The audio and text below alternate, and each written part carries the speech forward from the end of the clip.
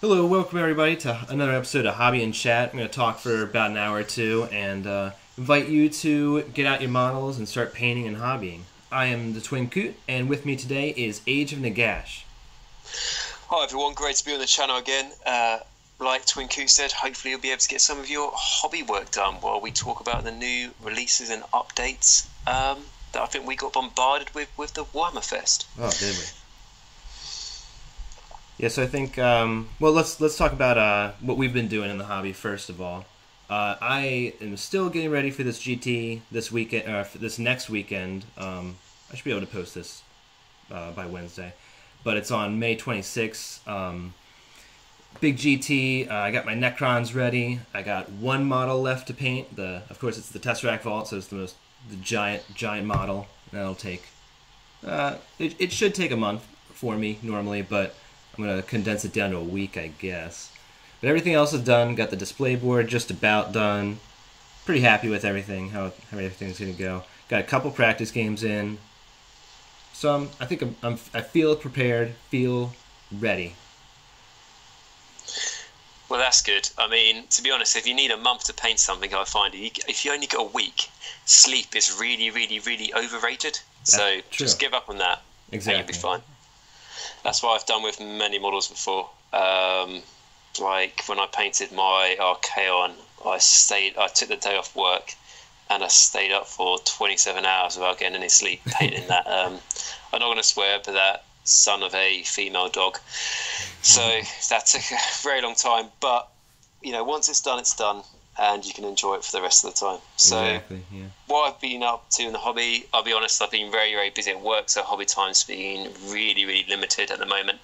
But I did choose a army I was going to do. I've done a couple of videos on this on my channel, and the army it came down to was Seraphon.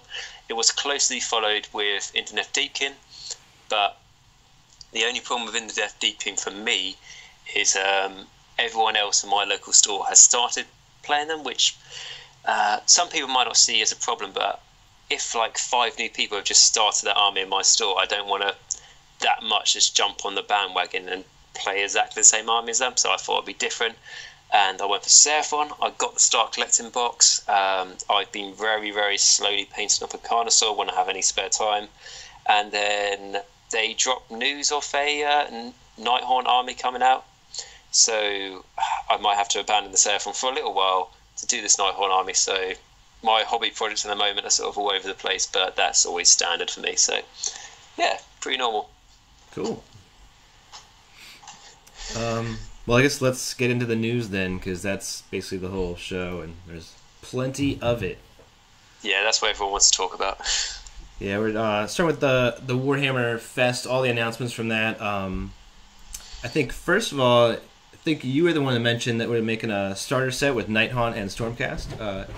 Congratulations, you're right.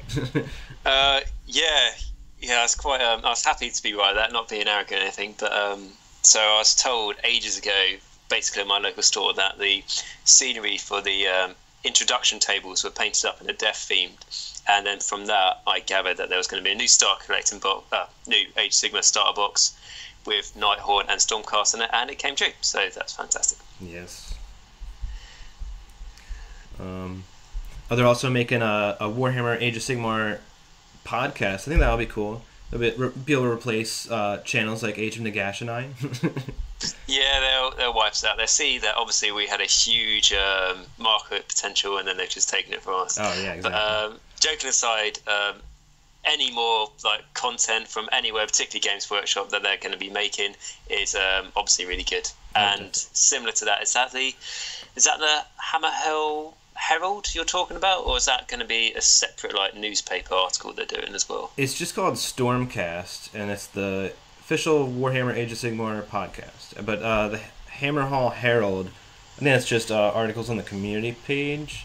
I think they've been doing Regimental Primer or something like that with 40K. I think it's about the same idea. I'm guessing. Yeah, it's to be similar to that. They did release a couple of like newspaper articles for that, didn't they? I think over the last year, and yeah, I think they're quite funny. They're quite good. I'm quite surprised how much content they're making for. If you just look at Age of Sigmar at the moment, they've announced in this Warhammer Fest because I don't want to say they're oversaturating their own market, but it's almost quite hard to keep track of everything. So, like I said, we're going to do our best in this video to try and cover everything.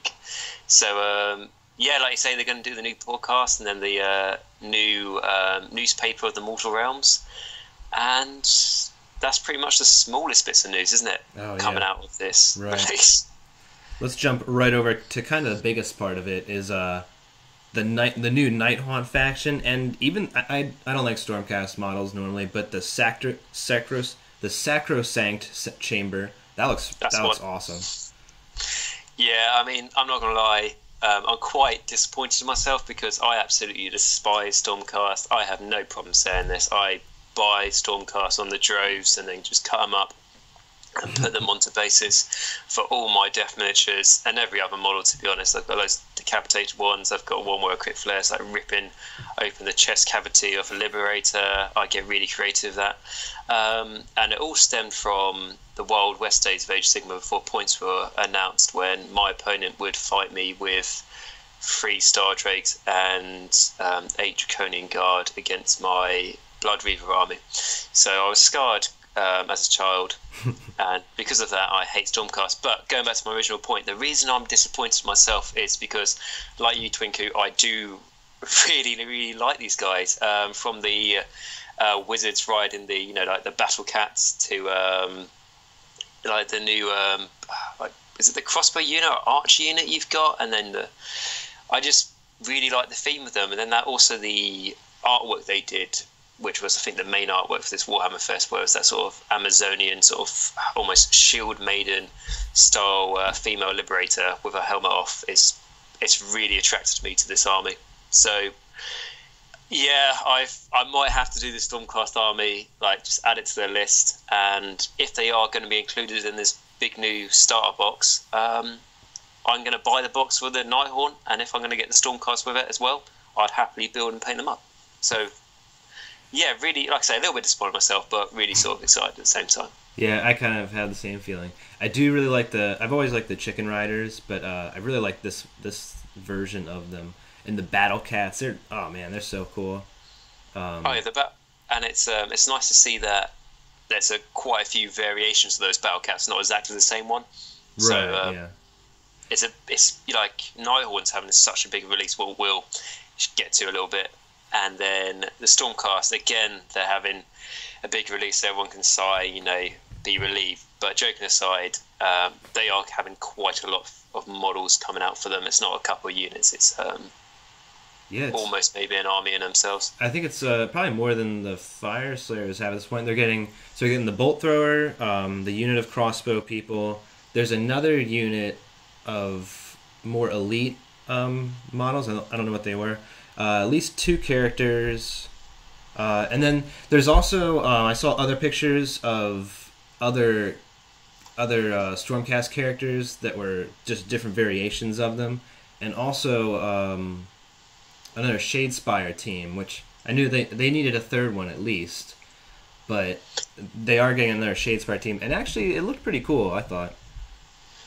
Yeah, I mean, 2's not really enough, is it? So they needed a 3rd one. Yeah. And yeah, like the models for this are really nice. You do have the I know what you're saying, I don't know the name of them, but the sort of more elite sort of, I think they're almost like wizard sort of infantry crossed with they remind me of like protectors or retributors or something like that. Mm-hmm.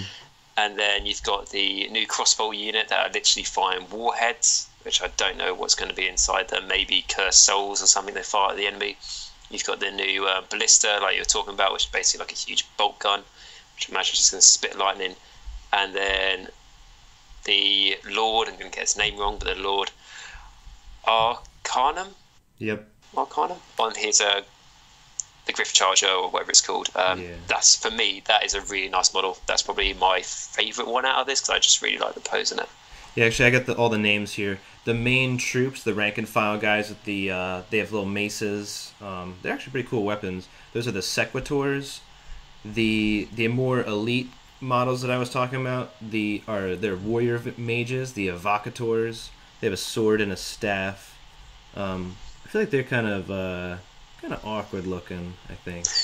Yeah, I mean, I'm looking at them now, and it might just be me, but I feel like there's one where like pointing his sword in the air, and I feel like that sword, it's just too big, it's just too wide. Yeah. Like they remind me a little bit of like, you know, children toys, if you see what I mean. You know, they're a bit big and chunky, and their faces too. Like I don't like those masks. I think they're slightly different than the Stormcast mask. And maybe they're just one of those models you guys see in person. I mean, there's just one little picture we're looking at. Exactly. When I first saw the Indonef Deepkin, like their eels and all, and the sharks and stuff, I really wasn't a fan. And now that I see them in person, I really like them. So, might just be one of those things. But something I do like with these new Stormcasts is the robes, because it gives you so much more to paint.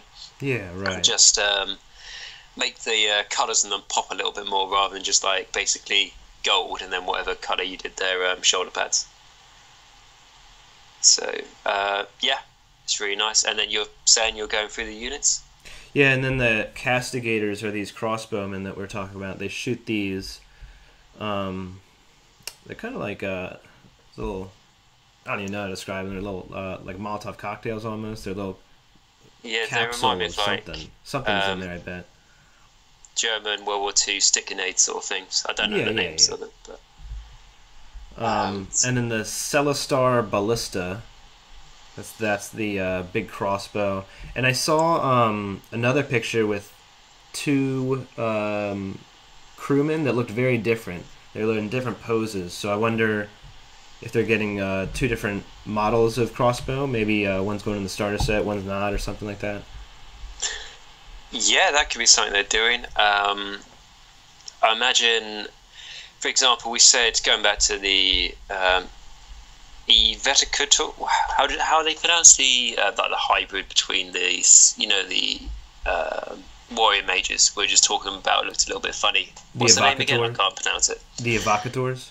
Yep, that's the one. I was saying their pose is a little bit funny. Maybe that's because they are an easy build kit that will be in the new box set. Yeah, it right. could just be one of those things. Yeah, exactly. Also, we just talked about the Lord Arcanum. That's the guy in the chicken. I don't know what those animals are called, but they're really cool looking. Everybody calls them chocobo riders, I think.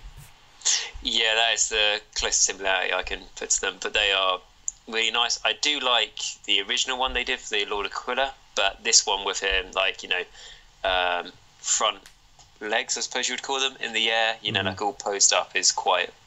It's nice. Will be a nice parallel to the Naya Shrouds on his mount. So I imagine that might be in the big box set as well. I'm not too sure. Right. Yeah, and the Lord Ordinator, the guy that came with the Malign series, he's obviously in the Sacrosanct chamber, this chamber that we're talking about. That's the whole reason they got the Celestar Ballista, I'm sure, to make sure they had a war machine. Yeah, I mean, we all had a little winkling, didn't we, when that Lord Ordinator came out saying, but, you know, the Stormcast don't have artillery, so it's a bit pointless in Stormcast army. Right. Yeah, you just wait, and I bet that Ballista won't be the only bloody artillery piece they get. They'll have their own iron-willed arsenal. They don't need to ally in, because it's already Stormcast. And, yeah, there'll probably be a whole bunch of stuff. And, again, what I was thinking is the Lord Ordinator... obviously, he's really good with war machines, and he'll probably make this war machine, you know, be able to shoot twice and lots of other things. But that is a command ability to make it be able to shoot twice. And in a Stormcast army, there's probably a better general you want to use their command ability. But how command points, which we'll get to later, will work is that you could have a general, and you could also have the Lord Ordinator, and he could also make this thing shoot twice without needing to be the general. Yep. So... Stormcast, I don't think have got weaker in the new edition. Oh no!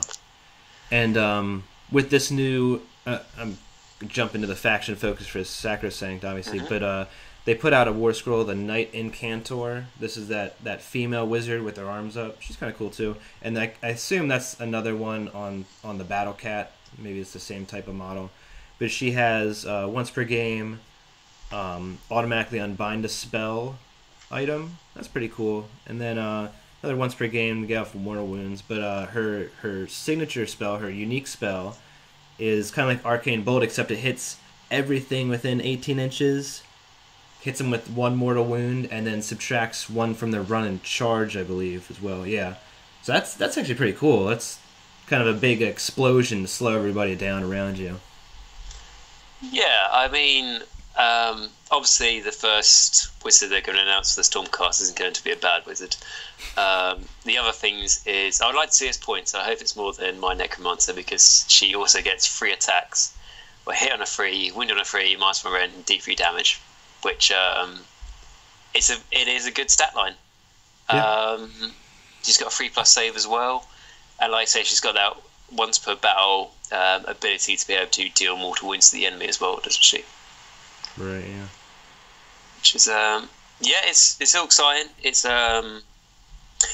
nice, that ability to be able to do the mortal wounds to the enemy within 18 inches. Like I said, that sort of arcane bolt spell, and then subtract 1 from their run and charge rolls. To me, the mortal wound you do to them is nice, but the subtracting 1 from the run and charge rolls, me and you have both mentioned before, if you can affect the enemy's movement, it's huge. So that's a really nice addition there, I think. Mm-hmm. They've also announced a Sequitur Prime, which is a helmetless model. They've said it's a someone said it's a she. I thought it looked like a male. I couldn't tell really, but it looks like an awesome model. They had like a scaled up version at the Warhammer Fest, but then I've seen a regular size model. It's like sucking up souls. It's really cool looking. And Are we talking about the Ghostbuster model? Yeah. And again, I don't like saying this about Stormcast, but it is really cool looking. Yeah, don't get me wrong, it pains me to say it too. Yeah, I know the one. It'll be, when I look at something like that, yeah, the model's awesome. It's quite different as well, that idea how they're sucking up souls and all that sort of thing. I just wonder how that's going to be implemented in the game, like rules-wise. I'm quite excited to see what that war scroll is going to be, and how it plays a part. Does it suck up the souls and like project them as a weapon at the enemy, or does it suck up the souls and then be able to bring that Stormcast? I don't know, so it'll be quite interesting to see for that one. Yeah, I bet it's the latter. I bet it heals back models. I was actually thinking it was a Stormcast on the ground, but it looks like a Khorne or at least Chaos model on the ground, the corpse getting his soul sucked out of him. Yeah, it looks like a smaller scale model as well, doesn't it? Not like quite a Stormcast sort of size. Yeah, because I know that one priest, I don't remember his name, but the guy with the skull mask, he goes around in the fluff. He goes around and sucks up the Stormcast souls. So like that idea of sucking up souls doesn't seem that outlandish for Stormcast, but I didn't realize he was sucking up a enemy's soul. Yeah, that's the Lord Relictor. So what he does is he basically ensures that the Stormcasts get to, is it like Sigmar on, is it? So they can be reforged and all that. That's basically his job. Have you listened to the audiobooks for Age of Sigmar, like the audio dramas? I have not. Okay, I won't ruin what happens, but basically the Lord Relictor wants to, he's in the realm of death with a bunch of Hallowed Knights, and then they come in contact with Nagash. Some Stormcasts happen to die in that contact, and the Lord Relictor tries to bring their souls up to Sigmar so they can be reforged, and Nagash was having none of it. So that's basically his job, to pass on the process of souls being reforged. So yeah, a similar job to what this lady's going to do, probably. And then that's pretty much it for the Stormcast, isn't it? I think so. But before we move on to the Nighthaunt, I would like to mention that giant Chaos Dragon.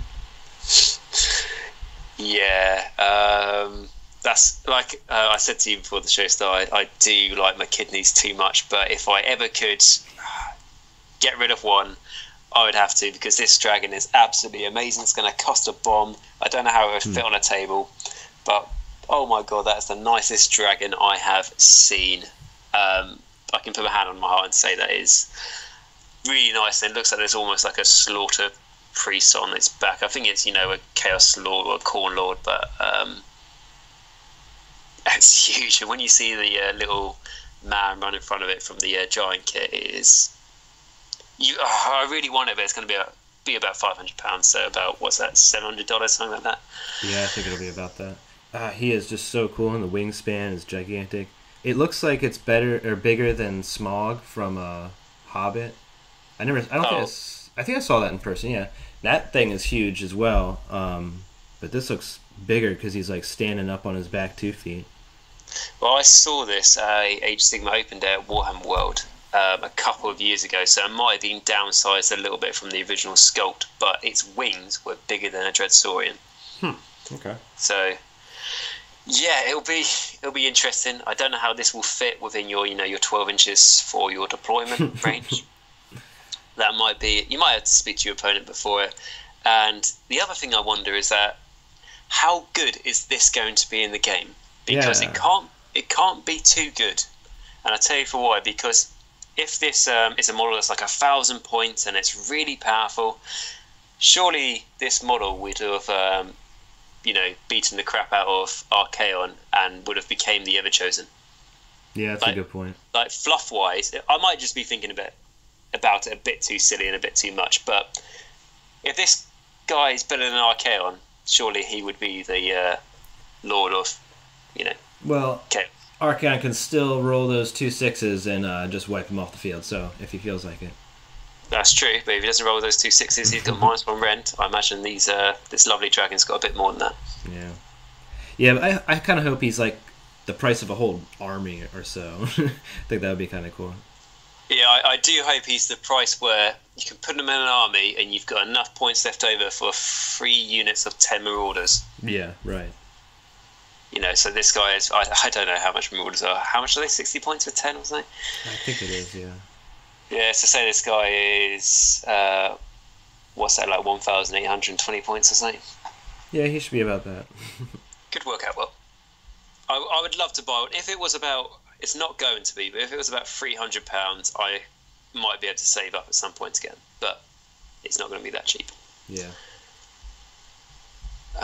But yeah, and I believe that's the biggest model for Age of Sigmar by far, or fantasy. For sure, yeah. It's the first one that almost compares to 40k Forge World. Yeah, I wonder how it compares to which Imperium Knight it is, or which Imperium Titan it is, which level it is on the scale, Yeah, I wonder. That might be the next picture they show it with, to add scale to it. I'm not too sure. Yeah. And then it is off topic, it's not Age of Sigmar, but because we're scrolling down the same page, the next thing coming from Forge World is that huge Necron construct, which is absolutely awesome. Yep, I will be buying that as soon as I have the opportunity. Yeah, that thing looks so cool. I got the 2 Tesseract vaults now, and then that thing, I'm going to make it just one army, just 3 giant models, just for the fun of it.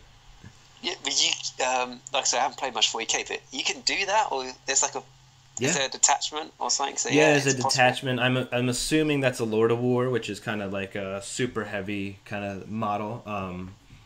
There's a detachment that you can take 3 of them in, and I'm pretty pumped about that. Yeah, it's so cool. Yeah, obviously reminds me of the the Summit Stalker, isn't it? The spider sort of one. Yeah, the Triarch Stalker. It does look a lot like that. On steroids. Yeah, for sure. They're not crab claws, but like the giant claws in the front. Those things look. I wonder what they do in combat. I hope they are pretty brutal. Yeah, and it's really nicely designed as well. Like I said, I don't have a 40k army. I don't play 40k, so I'm mainly just looking at Age of Sigmar models. But for me, this is one of the one of the most nicest designed models I've seen for a long time. It fits so well with the Necron theme, and like I said, I love the fact that it's got a head as well. So it looks like it's Ascension, and it's it'll be really nice. If you do get one, I'd love to see it painted up and stuff. It'd be awesome. Oh, for sure. There's 2 big guns. I'm trying to see if there's. I can't tell if there's guns on the bottom of it. If there's 2 guns on each side, or if it's just one. I can't. Those are like targeting things, maybe. Yeah. They Are might you be talking part about of it. like, so you've got like obviously the big barrel and then you've got a smaller one underneath? Yeah, with like a little round nub on the end of it. I guess that's probably part of the main gun or something like that. Might be. I mean, I haven't got a Necron army, but I'd be tempted to get this because Yeah. it's so cool. Yeah, it's supposed to be comparable to the Imperial Knight for 40k. I think it's the same size, but I'm kind of glad. I wasn't really expecting a giant crab monster as our if Necron got a giant construct, I wasn't expecting a giant crab, but I really do like it. No, I thought maybe it might be more of a almost a sort of a flyer thing because there's already flyers obviously in Forge World, isn't there, for Necrons? Yeah. But this is by far much cooler in my own opinion. Yeah. So now we got the Gauss Pylon, which is like a giant, just stationary cannon. We got the Tesseract Vault, the Obelisk, and this thing now. We got a whole bunch of giant things. Yep, and hopefully this thing won't be crazy expensive in the points, so you'll see him a fair bit in games, maybe. Yeah, I'm thinking it'll probably be around 500 points. I think that's about how much the Imperial Knights are. Yeah, exactly. He's not going to be stupidly pointed, so he should see quite a bit of action, which is nice. Yeah. Whole bunch of 30k stuff. To be honest, I'm not too interested in 30k. Neither am I. Not in a bad way. I've listened to a few of the Horus Heresy audiobooks, which they are really cool, but I don't know too much about it, so I don't really want to talk about this stuff in case I get it wrong and butcher all the names. Right, yeah. But yeah, the models do look nice. I mean, what's that? I'm just looking at one where there's a guy with a sort of Greek-style helmet. We don't need... I think it's talking about like an Alpha Legion Predator or something. Oh, okay, so, yeah. There's a few nice things. If you find my knowledge on this, insulting, I do apologise because I do not know what I'm talking about. Yeah, I just know a little about the fluff. I don't know anything about the game itself. Yeah, and then there's also that a mini Titan game, isn't there, coming out? Yeah, that looks kind of cool. I think the models look cool. I don't know if I'll play it. And the buildings, the terrain itself, that looks awesome. Yeah, that is really nice just to see everything small scale, isn't it? It's for a miniatures game. It's weird, but it's good. It's nice. Yeah, I'm waiting for them to scale down the actual models like they did with Epic and War Master. I think that would be more fun. I don't really care about the Titans, to be honest. I mean, they're cool looking, but I'm not an Imperium guy, to be honest. No, neither am I. Like I said, I don't play 40k. I did have a small Necron collection once upon a time, but I just thought the Imperium, some models are nice, but it just felt a bit too standard for me. Like it was the easy go-to option, which is why I didn't want to do it. And then if we keep on scrolling down this page, this blog, we come across the new Blood Bowl team, and I don't play Blood Bowl, but I do like these new Dark Elf models. Yeah, I hope that's the aesthetic for the whatever Dark Elves come out for Sigmar, because these are awesome. They're so cool. Yeah, they're really nicely done, and similar to, like you say, you hope that's going to be the aesthetic. It's the same with the Skaven Blight Scramblers. That's a really nice aesthetic as well, so hopefully the Skaven models are going to be similar to that when they eventually come out. Yeah, I hope the Skaven are kind of like as dynamically posed as the Blood Bowl and also the Shadespire team as well. Yeah, that Shadespire team just really showed how cool like even just clan rats can be, which was nice. And then I think we've got like a new troll coming out, have we, for the wherever the Destruction Blood Bowl team is? Yeah, he looks really cool. I think he throws the goblin that's holding the ball. I think that's how they do that. Yeah, I mean, if I was to have trolls in the Destruction team, the Destruction army and stuff, I'd definitely get this guy and then put some wings onto the goblin, and then that'd be my Doom Diver catapult. Yeah, there's so much conversion potential with any of the Blood Bowl stuff. Oh yeah, it's really nice. I've seen people do the Skaven Blight Scrambler team as guard runners and stuff like that, which is really nice as well. And it's not too hard, the conversion either. I'm not saying it doesn't take effort. I mean, like it's not too hard to achieve in a good way. Yeah, and boy, did the old gutter runners need something as to stand in. Yeah, they're still metal, aren't they? No, they're actually a pretty good plastic kit. It's just they're really thick and they look pretty bad. Yeah, I mean, is it about 2000 they came out, something like that? Yeah, it was probably around there. And it's actually a pretty good kit. There's so many options. There's different arms. It's either Night Runners or Gutter Runners, either way. But yeah, then they have little capes and stuff too. There's a lot of bits that you would use on other things. I found that with a lot of the Skaven kits, because I obviously don't have a Skaven army myself, but there's quite a few people in the store who do. And it's like the amount of bits box they have from all the odd bits from like Vermin Lords and all that, and Doom Wheels, and it's almost because most things in the Skaven army are, well, I say most things, mainly the War Machines and the monsters are multi-build kits, aren't they? So there's like, if you take the Warp Lightning Cannon, for example, you can make the catapult instead, so you get lots of leftover bits, and I'm a big fan of conversion, so it's quite nice. Yeah, I have a Skaven army. I haven't played in ages, but I have so many extra bits, and just I use them all the time because they fit in everything. Yeah, even if you've got like the odd little bit and you wonder what you can use it for, like there's one of the Vermin Lords that's got like a green orb in his hand, isn't he? Mm-hmm. There's so what my friend did for my store is he just took the orb and used it as an objective marker. He put it on a base and like did some scenery stuff on the base. It turned out to be really nice. And then if we go a bit down further on the blog, we've got the Necromunda stuff. And again, I don't play Necromunda, but I do quite like these little beasties, these little pets like the alligator and the wolf rat type things. Yeah, the monsters are cool. The one thing I do want to note on the Necromunda stuff, because I don't play it either, but the models are pretty cool.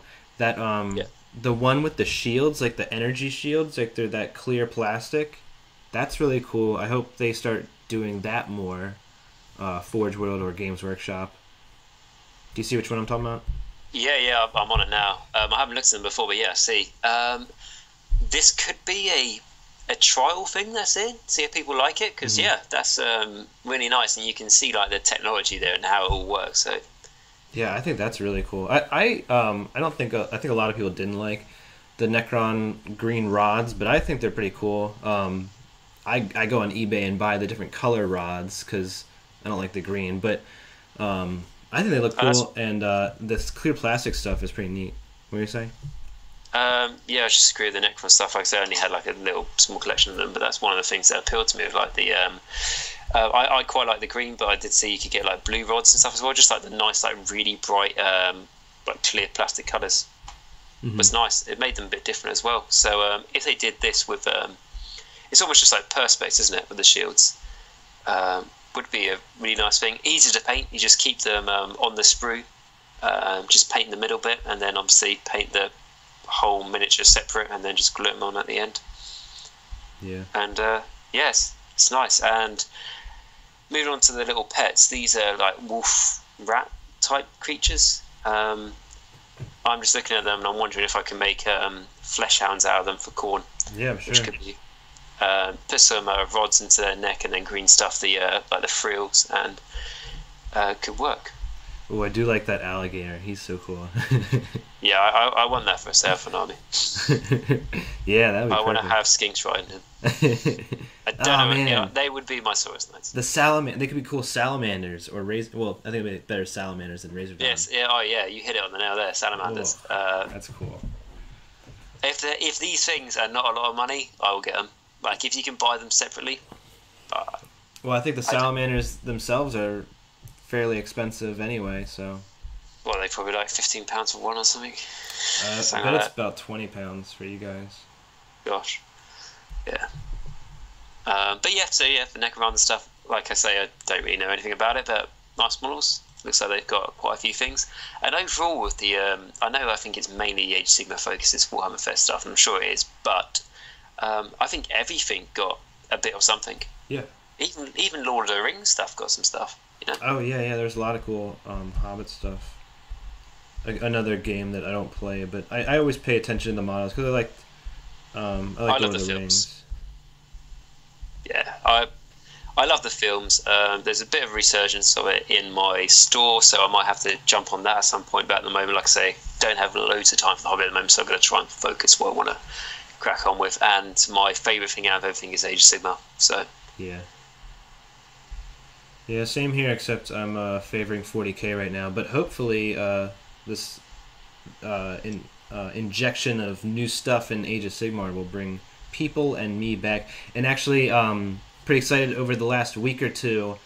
A handful of people just randomly picked up Age of Sigmar. And it's like, all right, guys, I've been trying to get you guys to play for like 2 years, and now you're gonna pick it up. This is awesome.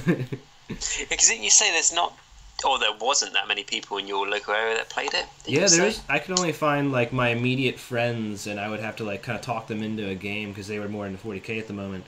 And the store itself, I couldn't really find any games for Age of Sigmar, but it seems like that's picking up, and I bet all this new stuff is gonna get even more people into it. You know what it was, don't you, that got them into it like recently? It's that new Stormcast chamber. I'm telling you, that's the only reason. Oh, yeah, it was that third one, right. Yes, third time lucky, mate. Third time lucky. Because everybody was sitting there thinking, like, why would I play Age of Sigmar? There's only two chambers open. What's the point? Yeah, and it's like they don't even have an artillery piece or wizards, right? Or a third monstrous mount option, or like a fifth battle line option. Yeah, or a sort of jokey sort of video about it. You know, it was all yeah, that was kind of good. Yeah, or a Ghostbuster sort of reference model. But yeah, joking aside, I'm really glad to hear that from your local area. Obviously, we live quite far away from each other, and where I am, I'm quite lucky. My store sort of split 50-50 with 40k and Age of Sigmar. Wow. But I think that's mainly down to people in my store. There's some quite competitive people, but most people are just play for fun. So there's like open play games and stuff like that. So people I like those models, and I don't need to have them. Like, for example, if someone wants to play open play, they can have whatever models they want for Age of Sigmar. Right, yeah. And that's the sort of feeling we have in my store, sort of just play for fun. Don't get me wrong, I'm the sort of person who would turn up with Nagash and a 1,000 point army. That's why I have to go to tournaments to play those games. Yeah, it's easier to just, 40k has narrative play as well, but it's easier to just throw models down in Age of Sigmar and have a somewhat balanced game without too much thought into it. Yeah, and we'll wait until what the new edition brings. But at the moment, yeah, it's very much easier. And I do like 40k as well. I would like to do 40k, and there's even I'd like to give Blood Boil a trial, and even Necromunda, because like I was saying, some of the models are quite nice. But it's really easy, obviously, in this hobby to split yourself into too many games. So I think if you do 40k and Age of Sigmar, I think that's good. If you end up doing like 3 or 4, if you can and you want to, that's fantastic. But it can be a struggle, I find. Yeah. Yeah, it's hard enough keeping up with 40k and Age of Sigmar. They're both moving at breakneck speeds with new releases. Yeah, and with even keeping up with Age of Sigmar now, with this new edition, it's going to take some time, like studying this new big rule book that's coming out. Right. And the new General's Handbook. Yeah. And so like last year, like towards the latter half of the year, it was all 40k, and then this year I was expecting it to be like all Age of Sigmar, but they like still peppering in 40k books like here and there, like, oh, here's Drukhari, here's Harlequins are coming up next too, and just keep adding stuff there too. I'm just trying to keep up with Age of Sigmar. So much stuff. Yeah, but I know what you mean. It's like, I don't play 40k, but why haven't the Orcs had their codex out yet? Or have they had their codex out yet? Yeah, they have to wait usually. Usually they're the last ones to get anything. So I'd be very disappointed if I was an Orc player, because if I thought like maybe my book's coming out next, and then why are the Harlequins getting a codex? That's a tiny army, isn't it? Yeah, it is. It's kind of like a sub-faction. But I think Orcs are actually going to get a big release, is why they're waiting. Oh, okay, fair one. Otherwise, because they're quite a big army at the moment. They have a lot of unit choices, don't they? They do, but models. Right, yeah. They do have a lot of unit choices. And actually, they won some big tournament. I don't remember which one, but they won some big tournament with their index, which I don't know if you know the reference, but that's pretty difficult. Which most armies have codexes now with all their stratagems and all their special rules, but the orcs one with just their base points and base units. Yeah, that's really good. It's almost like if I compare it to Age of Sigmar, an army winning a big tournament and they don't even have a battle tome. Right, exactly. And they just got their rules from like one of those big Grand Alliance books. Yep. Yeah, so fair play to that all player. Yeah. Yeah, because I remember because when I said I started getting a few Necrons and stuff, it was before the Necron Codex came out. It was sort of the start of 8th edition. And I was like, I'm not going to buy that index because I know the Necron Codex will come out at some point. And then that index literally gets made redundant at that point. Yeah. So, but no, are the Necrons quite good? Are they in the new edition? Yeah, I'm having a lot of fun with them. There's a lot of different builds you can take with them. I'm not sure how well they do it in the tournaments just yet, since their book is still relatively new. But you'll find out. Yeah, exactly right. So yeah, we talked about a 40k Necromunda. The next thing on the blog is just talking about that Adapters Titanicus thing, which is like the mini Titans. And then we move on to the Nighthaunt, don't we? I believe. Yeah, and before we mention Nighthaunt, kind of wanted to skip over to the Malign Sorcery. Yeah, sure. Which I assume is the continuation of Malign Portents. They have these, what do they call them? Permanent spells or something like that. But they're models. You have to buy the spell. It's really cool. But actually, some of them look really cool looking. Yeah, I mean, I looked at these and not gonna lie, when I first saw the spiky ball for the the purple sun, is it for the death? Yeah, coughing. And I thought, not gonna lie, I thought, what is this thing? But now that I see they're bringing loads of them out, I'm like, yeah, I'm on board with this. They look awesome. Like the jaws for the destruction one. I was just about to say that's my favorite one. Yeah, I'm not gonna lie, and they talked a little bit about the rules, and we probably won't go too deep in it because they be very vague. But basically, if this thing moves over stuff, it does damage to them. Yeah. So yeah, that's really cool. I like the fireball. I like the lightning. I like all of them, to be honest. Yeah, me too. And it's going to be cool that, when you do a spell, it's not just words and it's not just, that did damage to that. This is a model, it's going on the table, and the jaw one is going to run through your units and eat them. Yeah, I think that is really cool. And I don't know if it will work like that, but if it is treated as a model and you can't move within 3 inches of these spells, it's also ball control, isn't it? It's another thing. Yeah, for sure. I thought we've never seen anything like this before, but you've got the Bellwind Vortex, haven't you? So there are similarities, but yeah, this is really cool, and the models are really, really nice. Right. And I imagine this is going to be a requirement in match play as well if you want to cast those spells. Well, I was actually just thinking it was not going to be a requirement, because I was wondering if it's going to be like with Warhammer Fantasy, there was a Storm of Magic, where it was like this little campaign book that nobody played. I mean, people in my store played for like a month, but I haven't done any Malign Portent stuff. I'm wondering if this stuff will be that same way. But I mean, it looks really cool, and I kind of hope it was injected into the real game. Yeah, I mean, it could be. I think if they make it optional, people might not do it. That's the fear. Mm-hmm. For me, it's like you said, the Malign Portent thing was fun, and like things like Firestorm, but people stopped doing it after a while. So if they make this required, what are these models going to be? Like, what, £10, £15? So what, about $20, $25, something like that? Yeah. It's reasonable. I'll buy them. If you're having to buy something for £15 and you're starting a whole new army, you're not really thinking about it. So I'd buy it, and if it is required, it means you'll see them on the table a lot, and it'll be a lot of fun. Yeah. And I like all these models. I'm not going to have to buy a model that I don't like. So I don't have a problem with it. Yeah, and I'd imagine that different units or different armies can use the same one. I mean, I imagine orcs are not the only ones that are going to use those jaws. It's probably any destruction, or I don't even know how the distinction would be. And I completely agree with you. I mean, like the Stormcast one with the fireball, I very doubt it's only Stormcast that can do that. Mm-hmm. Yeah, so maybe there's some reuse potential there. Yeah, so yeah, you should manage to get quite a bit of usage out of it, and they don't look too big to transport, so it's not going to be a hint. Then again, that purple moon is absolutely huge, isn't it, next to that Necromancer? Yeah, that is really big. I feel like it's kind of weird how different the sizes are, because there's I think the fire thing is really small. I know the lightning bolts are pretty small, but there's two of them. But the fire looks pretty small, and then the big purple coughing thing, that is huge. Yeah,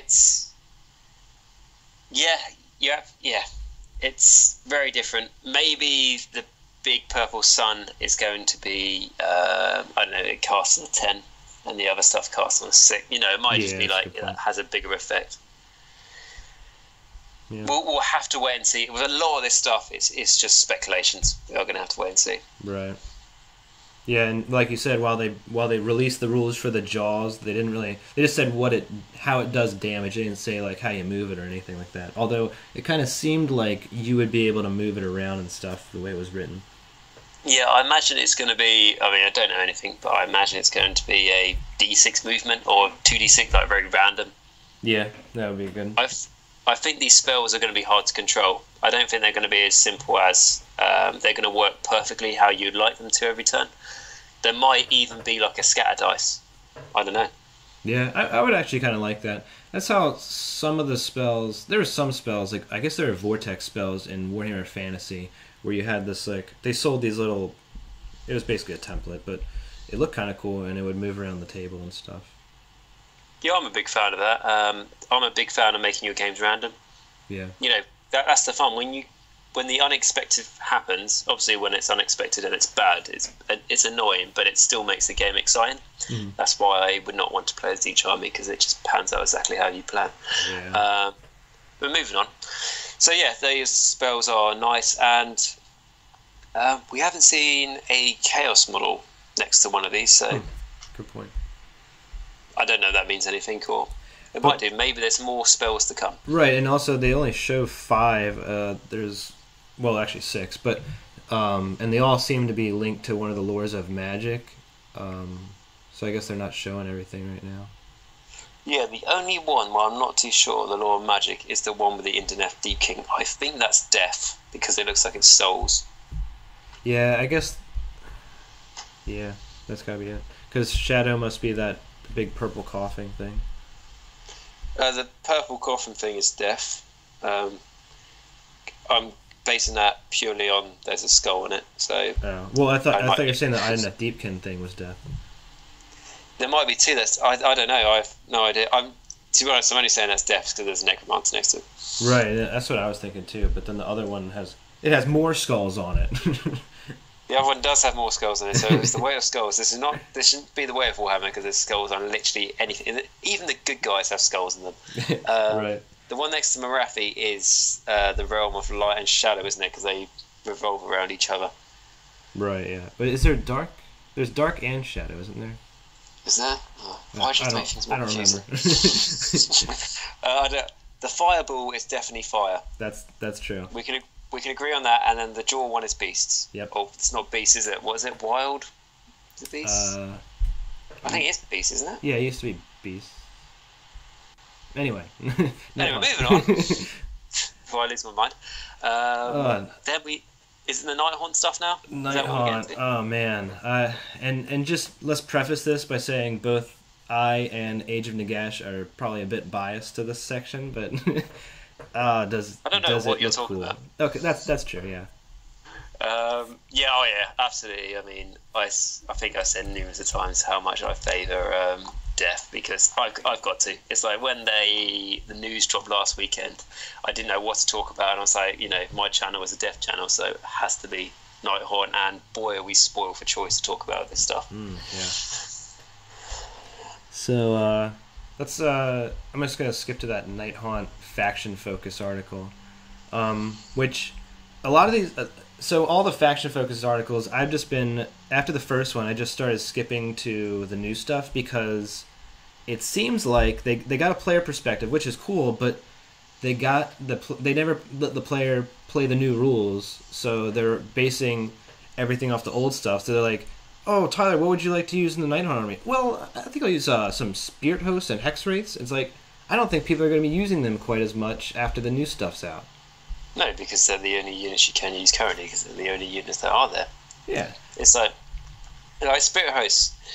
I've heard loads of people say, oh, they're amazing and all that sort of thing. And, don't get me wrong, they, on the paper, like, they've got 6 attacks. They hit on a 5, yeah, that's not good. But on a 6, they're doing mortal wounds. So on average, you should be able to do quite a few mortal wounds. But as soon as the enemy makes you -1 to hit, they now only hit on 6s. And yes, there are things that can make you plus to hit, but that devalues my argument, so we're not going to talk about that. but yeah, so I think there's going to be the new models are going to have more usage. What is nice is that Spirit Hosts, I'm not too sure about Hex Wraiths. They probably still will Hex Wraiths, but yeah, they will do. Like, all the existing models will fit nicely aesthetically into the new range. Right.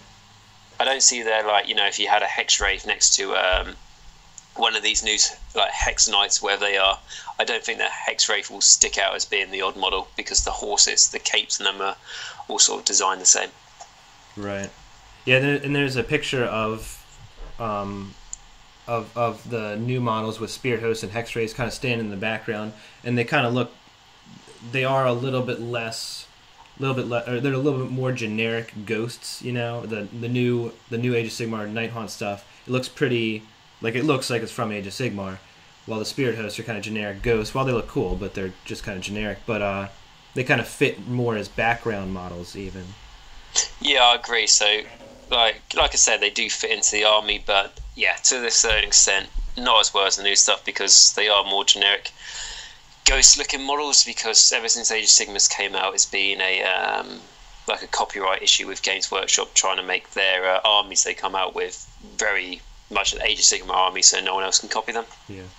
Because if, for example, if you wanted to copyright an army that is just based on ghosts, it's probably quite hard to do that. But if you make them, if you tweak them and make them quite different, which they have done, it's a lot easier. Yeah. To protect them. Yep.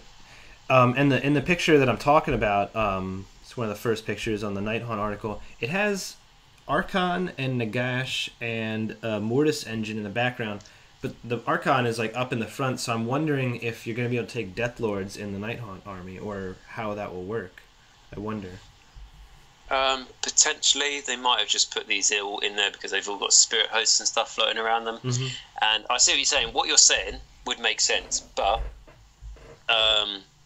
Games Workshop doesn't make sense all the time. And also, if people look at these photos and say, well, it gave me the idea you'd be able to put them in the Nighthaunt army, they could just say, oh, we could all just put them in a Grand Alliance Death army, because that will win you absolutely no games. Yeah.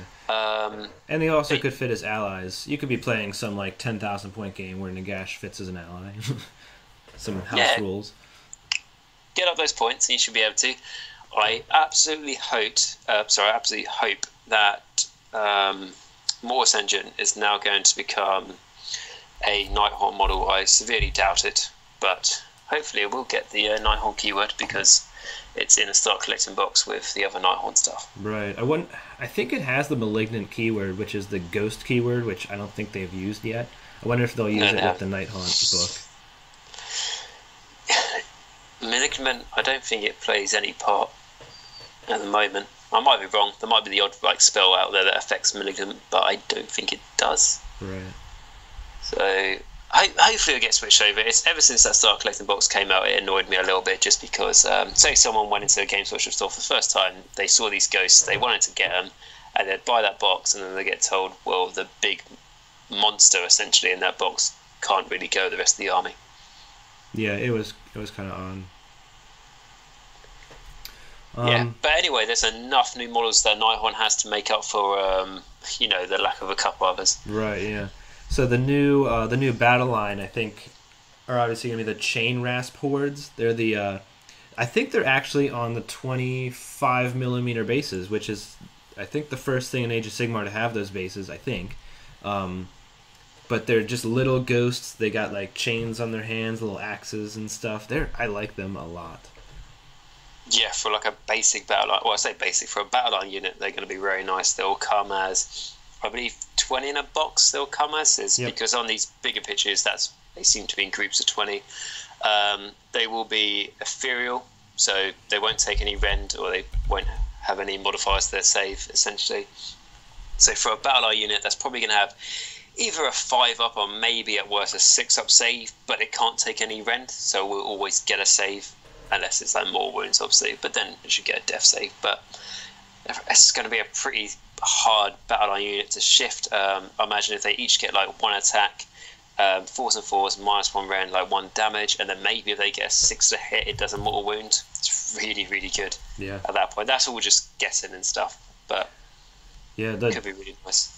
Yeah, the champion. I think the champion looks so cool with this like face mask that just covers his eyes. I like that a lot. Yeah, they've really put a lot of different poses and like just different changes between the models. It's not like you look at, I don't know, if you've got a box of 20 of these guys and you all line them up in a row, it's not like every third model is exactly the same as the one before it.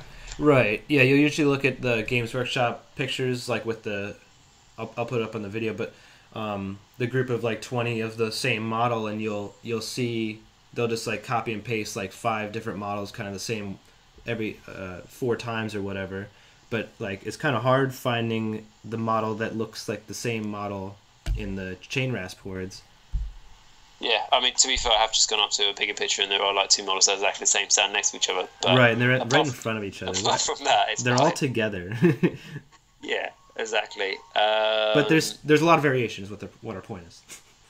Exactly. Yeah, and I really like these little tombstones you get with them. Yeah, that's cool. I really like that. I don't know, it's ever since the Internet Deep King, where they come with like the little fishes. Maybe like you're going to get little basic materials in these boxes. I hope so, rather than them say, here's a scenery pack you can buy separately. Yeah, that's a good point.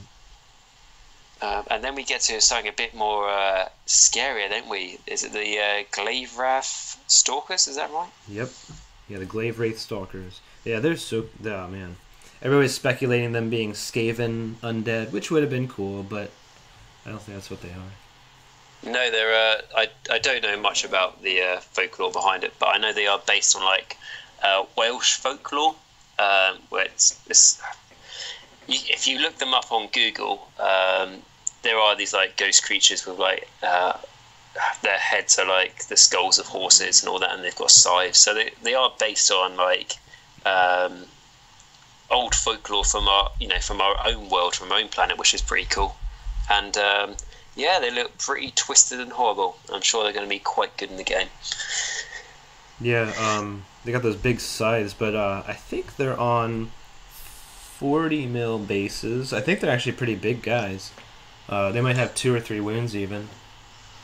Yeah, I reckon they'll have 2 wounds apiece, because I don't think they're going to be the same size as Spirit Host with 3 wounds.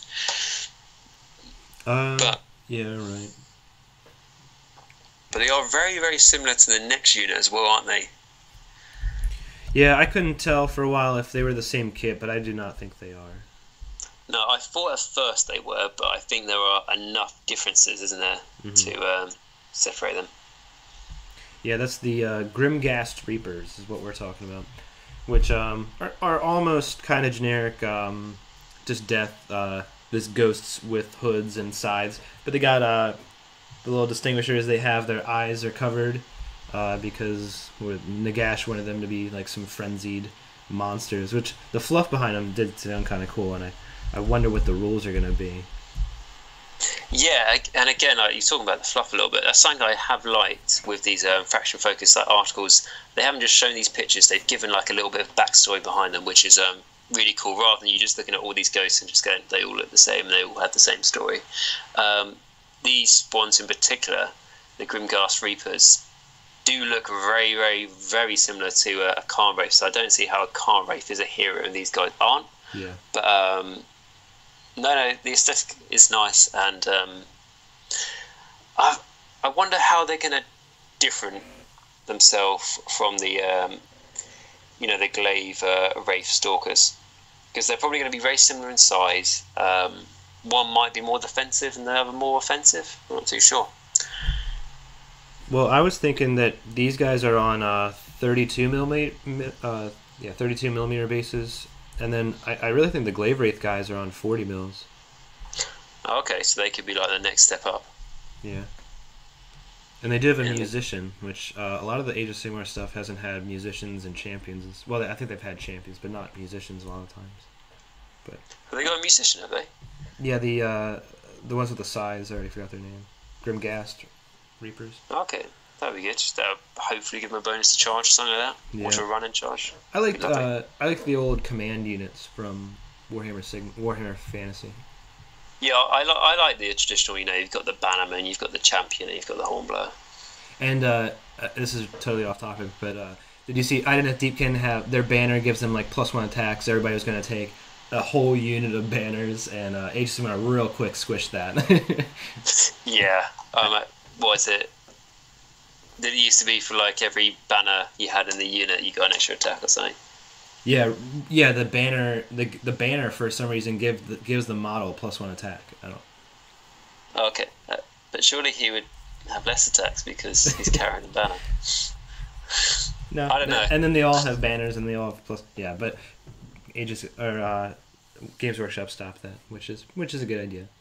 Very quickly, which is that's always good. And so the units are nice. They've only shown like 3 of the sort of infantry units, haven't they? Until we go on to the heroes, and the first one is the Lord Executioner, which he pretty much. I mean, I said he was going to be called something like the Executioner because I think they've got his name very well represents what the model is by the looks. It's quite on the nose, yeah.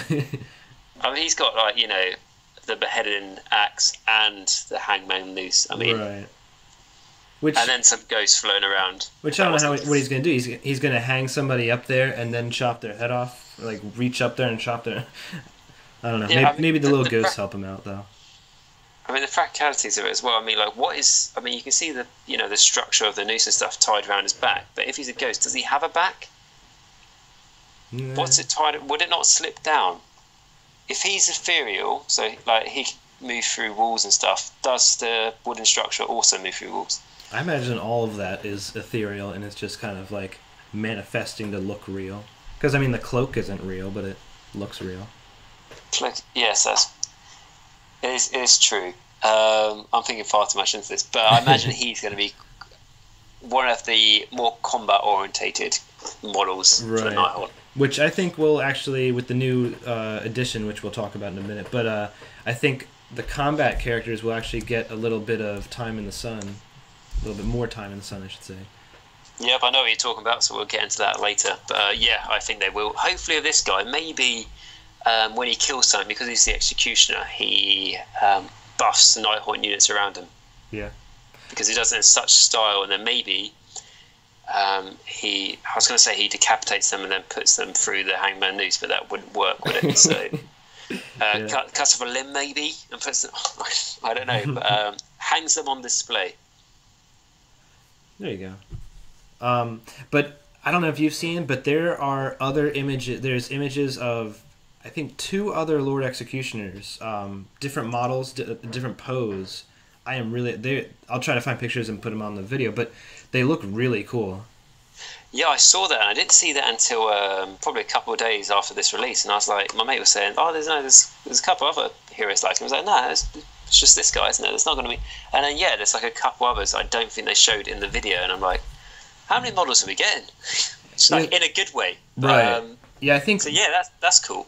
I think this guy, and like we were saying with the Sacrosanct Chamber, with the Stormcast, I think a lot of those models are for the starter set, and I think this Lord Executioner is too. And then the other model is whatever you get in a clan pack, and you get 2 different options, and they look different. Exactly.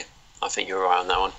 And it's the same with, if we go down one to the Guardian of Souls, there's like it looks to be a couple of variants of him as well. Yeah, I like all of them. That mask is so cool.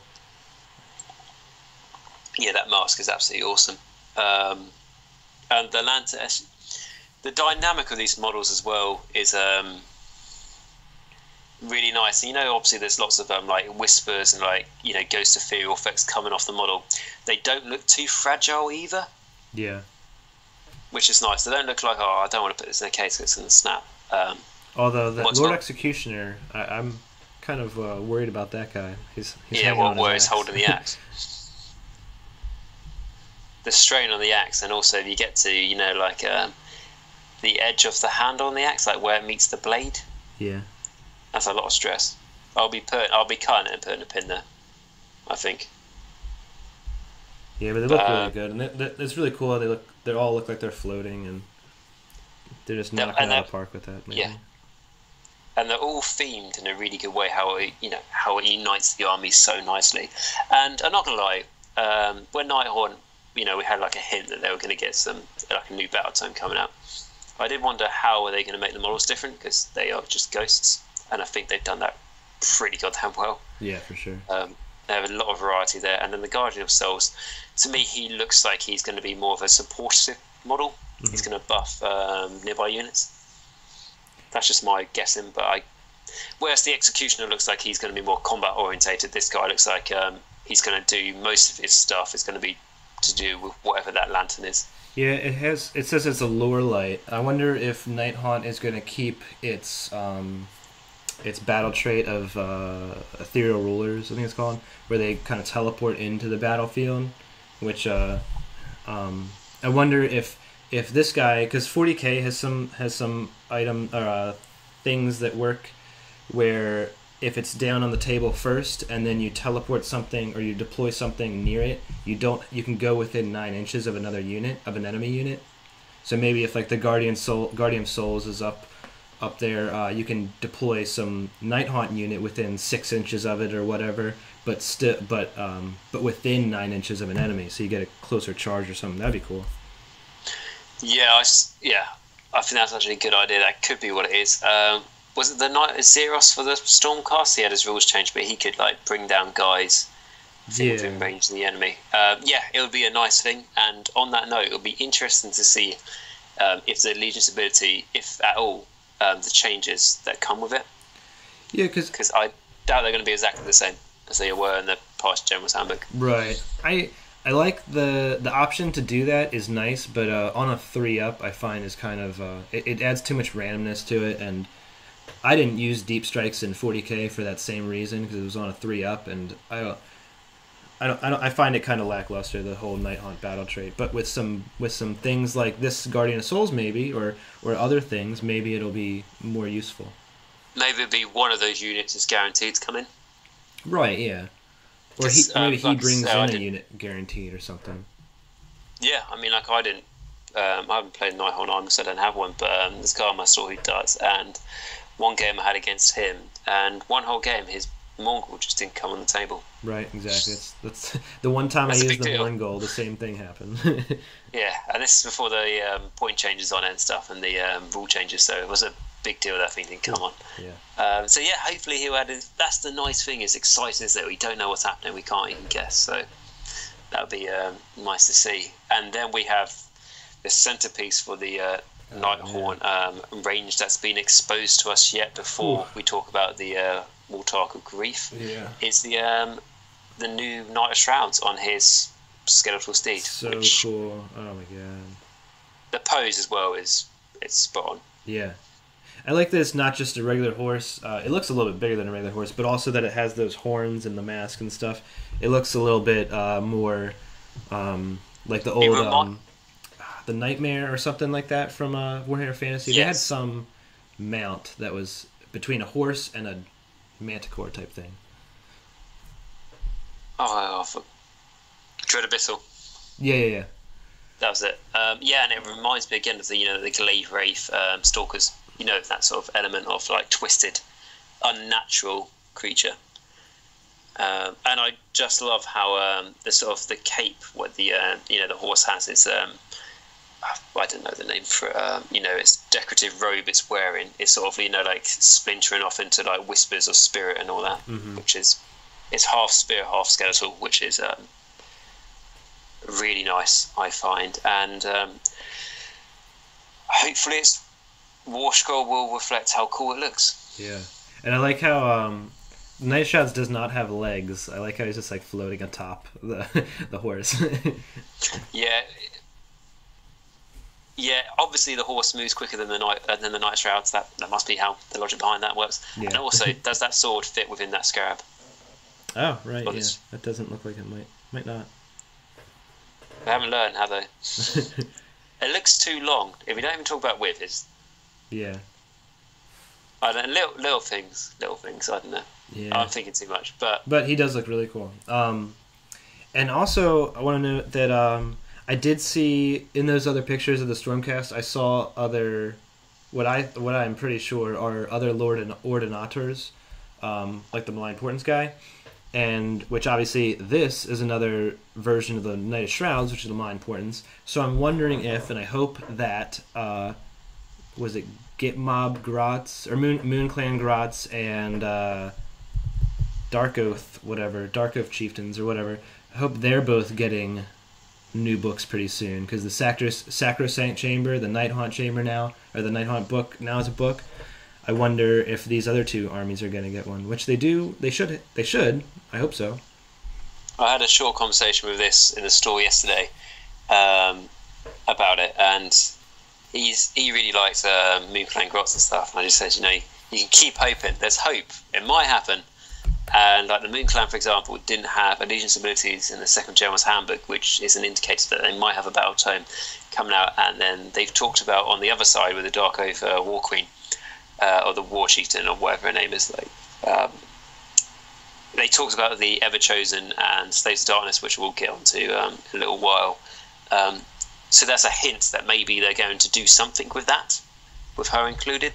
She might be on some sort of, I don't know, Manticore or something.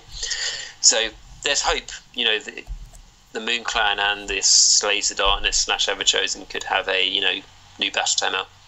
Yeah, I'm kind of surprised with how many people want Moon Clan Grotz, which I think they're cool, but so many other things in Age of Sigmar, I just wouldn't think Grotz would be what everybody wants. But a lot of people do like the green skin stuff, and I think Moon Clan Grotz would have a lot of popularity. I think a lot of people would use them. I also think the Spider Fang Grotz are really cool, but that's for another day. Yeah, that's for another day. It'd be interesting to see if they did something of that, because I absolutely hate spiders, for example. I can get rid of them, but I'm scared of them, but I can deal with them. And as it's summertime in Britain now, they are getting bigger and bigger and bigger. But because I'm scared of them, I do find with models, if I find them a bit scary, I like them more. That sounds a little bit weird, but the Mongol, for example, it's it's gaping open like jaw and stuff. Out of everything, I've seen the artwork for that creature, and that scares the living daylights out of me. So I like the model more. Yeah, that kind of leads into the next model on here is the Spirit Torment. I think he's kind of creepy looking, and I think he looks awesome for that. And the one model, they have the War Scroll of him up, so you can see everything he does. Which he's a few abilities, pretty cool. He has nice attacks as well. I didn't even read that. Yeah, I always just skip over support character weapons and I look right at their abilities. But those weapons are pretty good. But yeah, if at the start of the Battle Shock phase, if 3 or more enemy models were slain that turn, you can pick a friendly Nighthaunt unit within 6 inches, and you'll heal them D3 models, or you can heal them D3 wounds worth of models, right? Or is it just... I imagine it works like grave sites, doesn't it? Right, yeah, it does. So it'd be the exact same as a grave site, and then there's a little bit more I'll let you read. Yeah, and if you kill Stormcast, you get just straight 3 models, 3 wounds back, which is cool. And this rule has it's 4 paragraphs of rules, and plus the 1 paragraph of fluff, which is nice that GW, because the last paragraph is kind of just clarifying. It's nice that GW is making things so specific, but as opposed to waiting until an FAQ. But it's already a lot of rules already. But the last paragraph is just saying that you can use it multiple times and not with the same guy or whatever. So I think you're going to see a couple Spirit Torments in each Nighthaunt army, just healing models back, which will be really cool. Yeah, I'll certainly get a couple. The model itself, even if it's if you got a couple and they're monopose, they are really nice models, and it's nice to see that you get a bonus for killing Stormcast Eternals, because there's plenty of Stormcast Eternal armies you fight, So it's nice that that's reflected. And like you say, they've put quite a bit of clarification with the rules here. And I think that might also be just to fill up those war scroll cards that they make. Oh, yeah. So, and I mean, I'm sure you'll put a picture on the video so everyone else can see. But what do you think? Just a little thing, but the aesthetic of the war scroll, it's changed, hasn't it? Like, you know, the coloration and all that. They've made it a bit more cleaner, haven't they? Yeah, I think it looks good. It kind of reminds me of 40K. Each book has a different theme to it like that, and each book fits the army's theme. So I'm kind of curious as to why this one looks very like Stormcast. Yeah, Stormcast Sacrosanct Chamber to be specific, but yeah, it'd be kind of cool to have the Nighthaunt, like some ghostly stuff in the background. But still, it looks really cool. I do like them with the little picture in the back top there too. I think that's really nice. I like it a lot more. do. I was going to say, I do miss the days, and you know, like the big Grand Alliance books they did a long time ago. I liked it when you had a picture of the model, and then on the next page was the picture of the rules. That probably just took up too many pages and stuff in the book and made the books too big. But I like that there's a little picture in the corner just so you know what you're talking about. Because the first time I'm going to read through this Nighthaunt Battle Tome, I'm not going to remember the names, apart from the Executioner bloke and the Knight of Shrouds. Yeah. I'm not going to be able to know who the Spirit Torment is compared to the Guardian of Souls, you know, when I'm first time reading it. So it's quite nice to have a quick reference. Right. Yeah. And also, there's a little. I don't think this was in the other ones, but there's a little sentence of fluff, or a couple sentences of fluff, a little bit of description of what the model does or is in the story. Yeah, that's similar to when we first saw the Knight of Shrouds and then the other heroes from the Malign Portents. They did that, didn't they? They had like a little description of like the fluff behind it and then how it works. Okay, yeah. The only other thing I have to talk about the Nighthaunt is from those other pictures. So if you watch the release, which I recommend you do because it's awesome, the release video they had from Warhammer Fest of the Nighthaunt stuff, it looks really cool. But they talk about they show the Black Coach, which isn't or I don't know. I don't want to say Black Coach because I refuse to think it's a Black Coach.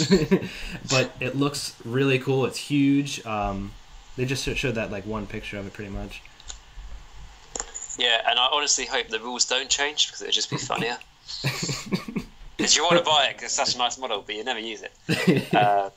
Or you use it for one time and your opponent will, you know, shoot it to death. Right, and then they'll wonder why you're cheering. And then you can just say it was a waste. Oh, how good would it be if it only had like 7 wounds as well?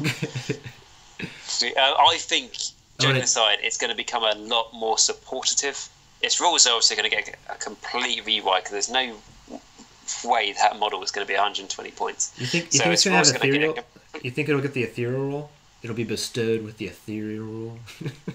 I think there's enough bloody ghosts on it to make it ethereal, yes. But I think, you know, obviously not at the start of the game, but once it's killed like 500 enemy models, it will gain the ethereal rule, sure. As long as that happens in the first battle round. But I think it will become much more supportive. Hopefully, so it will buff your army a lot more. And it's not going to be the main centerpiece of the army, though, because there is obviously the other model they've been keeping wraps behind, which they have showed off. It's not a secret, but they just haven't said exactly what it is. Yeah, they have said exactly what it is. They haven't shown us it. Right, they've showed like a silhouette of it in that video I was talking about. But I think the narrator, the female narrator, I think is that model, or is supposed to be representation of that model. And I think it's all, they said it in some other article, I think it's the Mortarch of Grief. So there's a 4th Mortarch. That's awesome. Yeah, that's awesome. I'm hoping that it's going to be Isabella von Carstein. I know that might be a bit of a long stretch, but I said that, I think I said it in my video last week. I put it in one of the comments and saying that it's a bit of a long stretch, but it'd be really awesome if it is, because if she comes back, it could even be a chance that Vlad comes back. That's probably not going to happen. But it'll be a character that we already know, and they don't have to make up new story for, you know, it could just be something we already know. I mean, we all really like Age of Sigmar here, but it's nice these little references we get from, you know, Warhammer Fantasy, because it had such great stories. So if they could just bring one of the characters over, it'd be awesome. Also, Grief, Isabella surely went through some heartbreaking times, and it'll be a Mortarch that obviously is going to be a new kit, so it's going to look very different from Manfred Neferata And Arcan, I have all 3 of those models, and I've had to modify their poses quite a bit just to make them different. Yeah. So it'd be nice to have a new Mortarch. Yeah, it's a good point. I saw other speculation. It was the Lamian character. I can't remember her name. The one that would give skeleton archers her BS. Queen something, isn't it? Yeah. Khalida? Yeah, it could be. It's the one that hates vampires, isn't it? Yeah, I think it's Queen Khalida. But that's a good point that you say that you think it's Isabella. That would be cool too. But I didn't even think about that. It pretty much has to be a character from Warhammer Fantasy because the other 3 Mortarchs are all characters from Warhammer Fantasy. Yeah, you would hope so. You'd hope that's what it is. Right. And also, it looks quite big. Yeah. And I hope it's the exact same pose as the other Mortarchs. It would be lovely, wouldn't it? It's exactly the same. Which is awesome. It looks cool, but you don't want to have all 4 of them looking exactly the same. No, and something you might have noticed this as well, but when we looked through the video, there were those Tomb Banshees with, like, like the roses in their hair, like from like the Garden of Moor kit. Mm-hmm. I might be wrong because I haven't seen it, but I haven't seen those Tomb Banshees in anything else with like the roses in their hair, so I think that might be part of this Mortarch of Grief model. Maybe so. I was thinking those were the Shadespire, or some members of the Shadespire team, because there's also another picture in that video of a model that is not the Lord Executioner, that has his face is covered completely in a robe. He doesn't have his eyes cut out or whatever. And he looks kind of like the Mourngol almost, but he is almost definitely in the Shadespire team because I saw him with like 3 other models, which I don't think included the Banshees. Okay. But I was wondering if the Banshees and those sheet guys are Shadespire team. And if they are in the Shadespire team, they're in this video, they should be in the new battle tome. Yeah. Because this video is about the new battle tome, so... And it won't be like the... Sorry, I was just going to say, it won't be like the Legions of Nagash where you can't have the Circle Guard? Yeah, the Sepulchral Guard. Yeah. Yeah, I was about to... Right, and I hope if they are a Shadespire team, they are relatively good in the game of Age of Sigmar and actually able to use, because, like, I think it would be kind of cool to bring your Shadespire team to Age of Sigmar, have a little bit funky rules or whatever, and I think people would do that, but Games Workshop is not making it easy for us. No, and it's like, like I was saying, those skeletons from Shadespire, in all honesty, their rules, I'd rather just have normal skeletons. Yeah, right. But, cheap. I think they're cheaper on the points as well, and or if you want elite skeletons, I'd rather just have Graveguard. So they end up just being like the champions and all that of your big blocks of skeleton warriors. So it'd be nice if they can actually transfer to Age of Sigmar, like you say, and you will actually want to use them, and you will use them. Mm-hmm. But yeah, so that Mortarch of Grief, that's going to be... It looks really big. And it's just another model for this Nighthaunt release. Yeah. Which is... They're going to have 2 behemoths, because I imagine that Black Coach is the behemoth. Yeah. It doesn't look like anything in this army, apart from like Screaming, is going to have shooting attacks, so it doesn't look like Death is getting any like artillery or anything like that. I don't know if they ever will, but it's just another army that won't get it. Yeah, that's fair. And then with a couple of the changes coming to the Age of Sigmar rule set, like obviously one of them is you can't shoot out of combat, isn't it? Yeah, well, he said it was in another video. It was a little bit lower production value than the Nighthaunt one, but it was still fun. Oh, yeah. But he said you can't shoot in combat, I think is the exact words, I think. But I assume that means in and out of. Yeah, I presume that. He hasn't said that, but I presume. And if that is the case, Nighthaunt, of course, it has a few Screaming attacks and stuff, but it's not really a shooting army, so it makes the army even better. And then just to say one more thing about the Nighthaunt video. Fantastic video. The narrating almost gave me like a chill down my spine. Right, I wanted to say that, yeah. The voice acting is, spot on. Well done to that person and the production team on that, because that was amazing. Yeah, Best video I've seen for a long time. I wonder if it was the same woman that did the Daughters of Cain, which was also like out of this world, like really good. That one definitely gave me a tingle down my spine. That one like almost made me want. I mean, it did make me want to start Daughters of Cain, which I eventually stopped. But it like one. Oh man, very good narration, both of those videos. Oh yeah, so I even got like a little bit of goosebumps just thinking about that. She does things really well, and also like the theme of the video goes so well, and like you say, just a little thing like that makes you want to do the army. Yeah, which is really cool. And if that voice is also, if we go back, do you remember those Malign Portent videos? Do you remember? Did you watch them? Yeah. You know the one where it was the that sort of monk who was in like a cave who used to was like the seer, and you could watch everything. And then one of the videos he got scared out of the cave by this female voice. Right, I bet that was her. Yeah, because at first I thought it was Neferata, and then like Daughter Cain, so everyone was like, oh, it's Merathi, and I thought it was Merathi. But now it might be the Mortarch of Grief. You know, could be. Right. I mean, it's probably done by the same female voice actor, so that doesn't help. But it was in the realm of Shaiish, wasn't it? The realm of death, so it's just another mystery, you know, which makes it even better. Right. Yeah. Yeah, but like we're talking about, kind of dancing around this entire time, that at Warhammer Fest they also announced, which we've been talking or thinking about for a while, Age of Sigmar 2nd edition, 2.0, whatever you want to call it, but the new edition of Age of Sigmar, and like that's what H. Nagash was talking about with what were we just talking about? What you mean, like with the not being able to shoot into combat? Right, and all that right, sort of thing? not being able to shoot in combat. And also we got and command abilities too are very different now. Yeah, it's the new changes. I mean, to sum it up, I think it's just going to flip the meta on its head. Mm-hmm. It's going to be hard to keep track of. You know, what is the most competitive army and all. It's I remember when the General's Handbook 2 came out, and with all the new allegiance abilities that brought, it automatically just made some armies just a lot more better, and it changed the game hugely, especially at tournaments and stuff.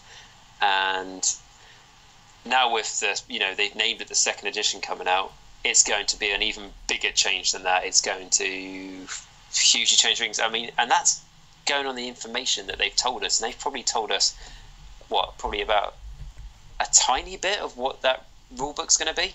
Right.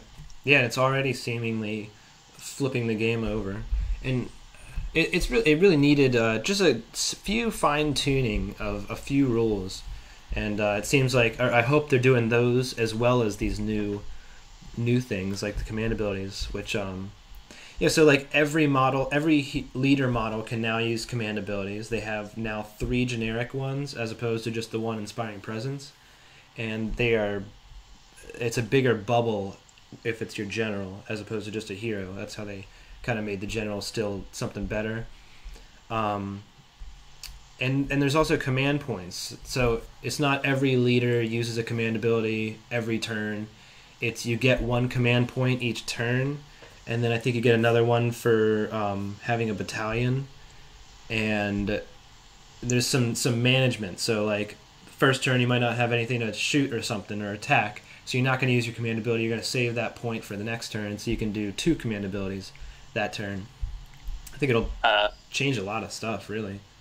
Yeah, I mean, to be honest, the first time I heard of, before they talked about the command points, they just said, like, every hero will get the opportunity to use their command ability. I was like, I didn't like that at first, because I like choosing my general to have the right command trait, and, like, making that hard decision, going, I want this big combat guy, but this smaller guy has a better command ability. Mm-hmm. Now you no longer have to make that difficult choice. And, like you say, there's command points.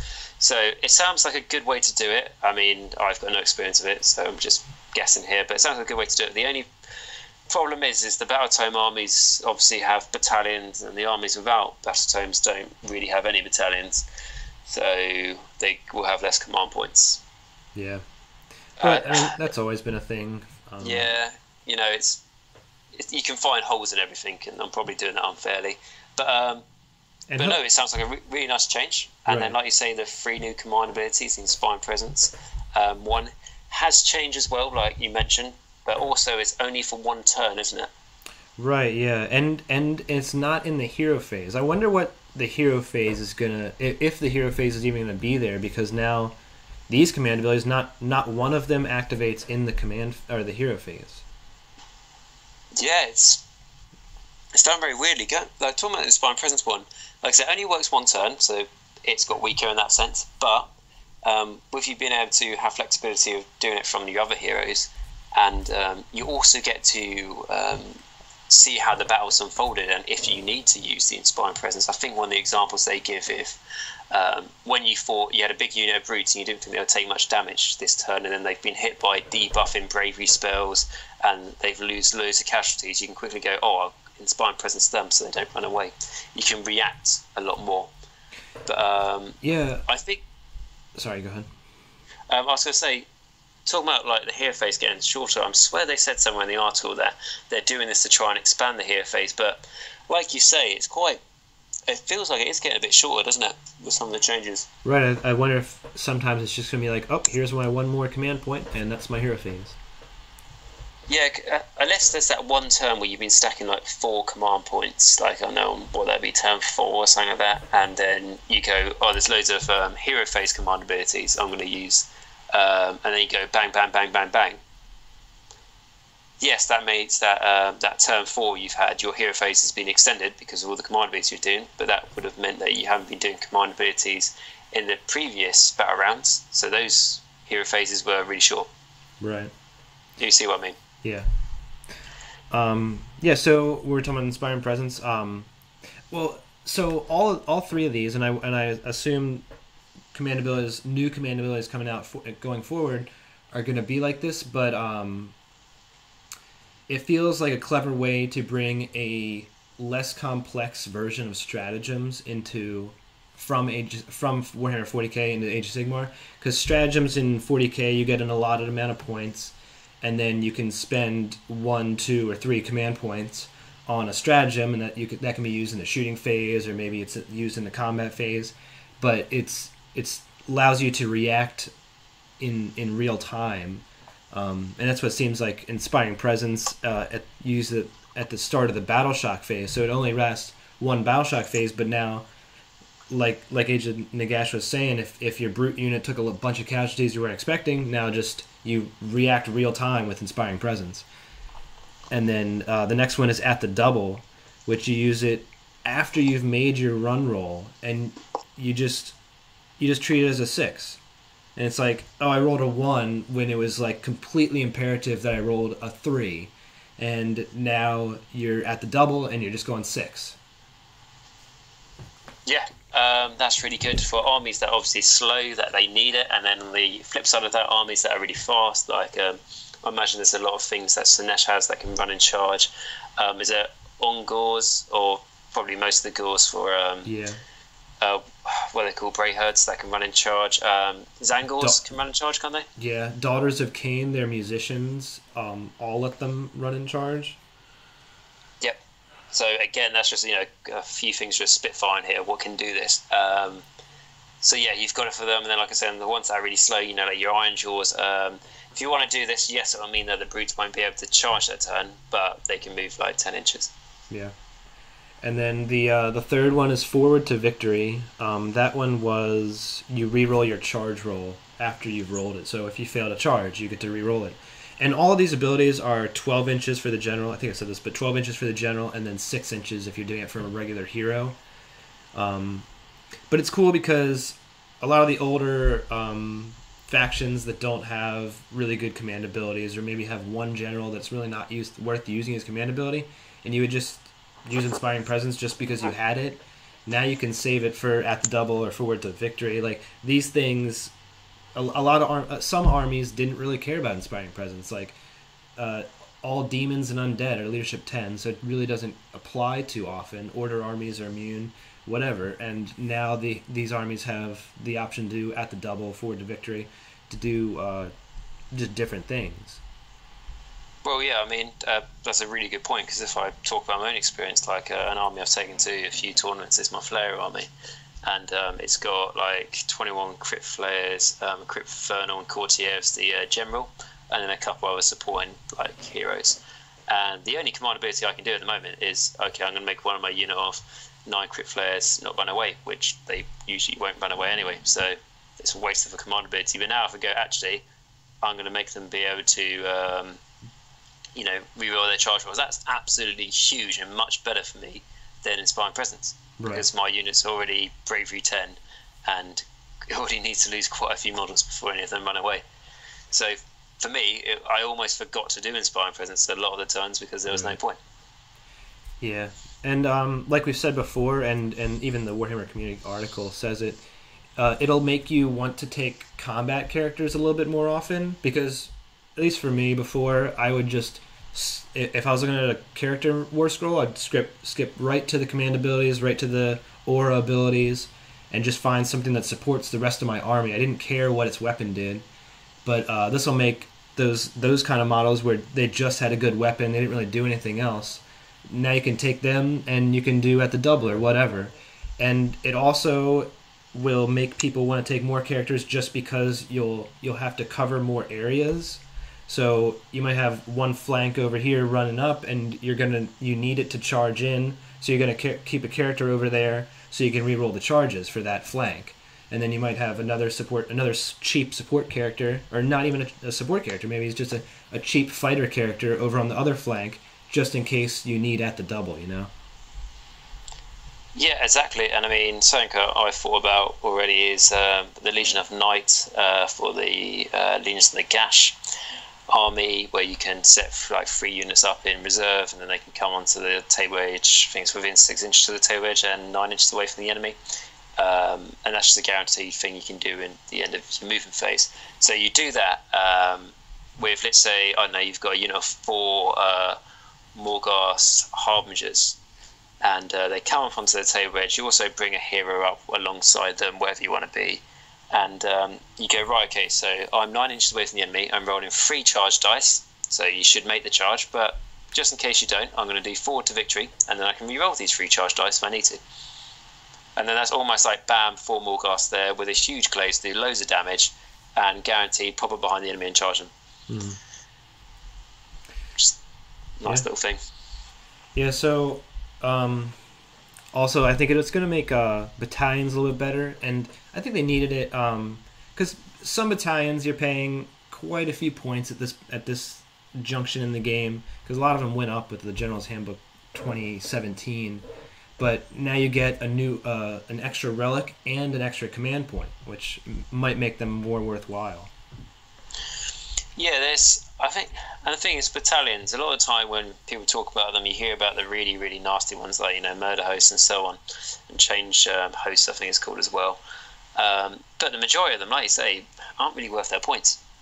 So this is just another incentive to take them, which is nice, because for me, when I look at when I get a new battle zone for a new army, like the Nighthaunt, when I get that, I will look at it and I will go, hopefully there'll be a battalion in here that I can build my army around. So it's just a nice way to reward your collection of certain models, really. Yeah. Also, I wonder, usually this ability is applied through battalions, but models that, or Archaon has this, models that allow other models to use their command ability, I wonder how that will work now. I wonder if they'll make like a blanket, this is what this does, and I hope that's like, maybe if you spend 1 command point, another character can do it for free, or something like that. Well, they've mentioned Archaon quickly in the Everchosen article, and they said that they've had lots of questions already, and his command ability will essentially be the same with a few changes. The changes I imagine for models that have abilities like that is, for example, Archaon's one, everyone can use their command ability. I reckon it'll be like everyone who is within like 24 inches of him. They will just limit it somewhat. But because you could spam lots of cheap heroes with good command abilities, like Spire and Deathbringers and stuff. But on the flip side, if everything stays the same in how you construct an army, in a 2,000 point army, you can only have 6 heroes anyway. Yeah. So it's not that, probably wouldn't be that broken. And like you said, that Games Workshop is getting a lot of questions about Archaon. I love how like a lot of people are like exploding online, like Archaon's command ability is worthless. Yeah, yes, Games Workshop, they completely forgot about Archaon's command ability. They're like rushing to figure out what to do. They don't know how to make him even decent. Like, no, they've thought about this ahead of time, and they have some plan for it. Oh yeah, like all these rule changes and stuff would have been made about 9 months ago. Right. Yeah. And the ideas behind them would have came about a year ago. So, people, I mean, I feel guilty of this as well. I complain a lot. Like, when, for example, the Legions of the Gash book came out and there's no new death models, I was the first one, whining about it. I won't say I didn't. But, like I say, I'm guilty of this myself. But I think what I need to do, and other people as well who are out there, sometimes I need to take a step back and just go, they're like... For example, this Nighthaunt thing was a fantastic example. It's like I said, when the Legions of the Gash book came out, I was a bit disappointed that there's no new models. However, they're probably already deciding what should be the final paint scheme for these Nighthaunt models at that point. Yeah. It's already in the pipeline. You just got to be patient. Yeah, it's like Lord Ordinator. Everybody's like, oh, well, Stormcast don't have war machines. Well, you're getting them, I'm sure. But I think it's about kind of like trust in Games Workshop, which... a lot of people don't have, and for obvious reasons, but I think we should be gaining trust in Games Workshop that if they release something that looks kind of funky right now, that they're still a business. They have to release things in waves. They can't release just everything at once. Like, just note that probably in a couple months you're going to get something better, or something that works with this rule that seemed pointless at the time. Yeah, people just need to be a bit more patient. It's a business, so there's only limited releases they can do, and they don't want to bring out bad products. They want to bring out stuff you like, so you can buy it. Right. So nothing's intentional. After June, there might be a new battle tome coming out for Stormcast, to do with the new models. And a few clarifications over all the new rules. And apart from that, maybe there'll be a bit of a break for a moment, because this is costing a lot of money. How many things they're releasing is huge. And I know, for example, a little thing they're doing is, in the UK anyway, is the paintbrushes are all going up by 30p each. I don't buy the Games Workshop one. I just buy cheap ones from craft stores. Yeah, I don't like. I basically buy the Games Workshop ones and then use them until they're literally only got one hair left. But I am going to probably just start buying cheap ones, because like that price increases. They're already very expensive, raising them by, like I say, like 30p. So what's that, like probably like 55 cents or something? It's not needed. They say they need to do it because there's things like they run Facebook pages now and Warhammer community, which is true, but I'm sure they have a good profit margin with their models. Yeah.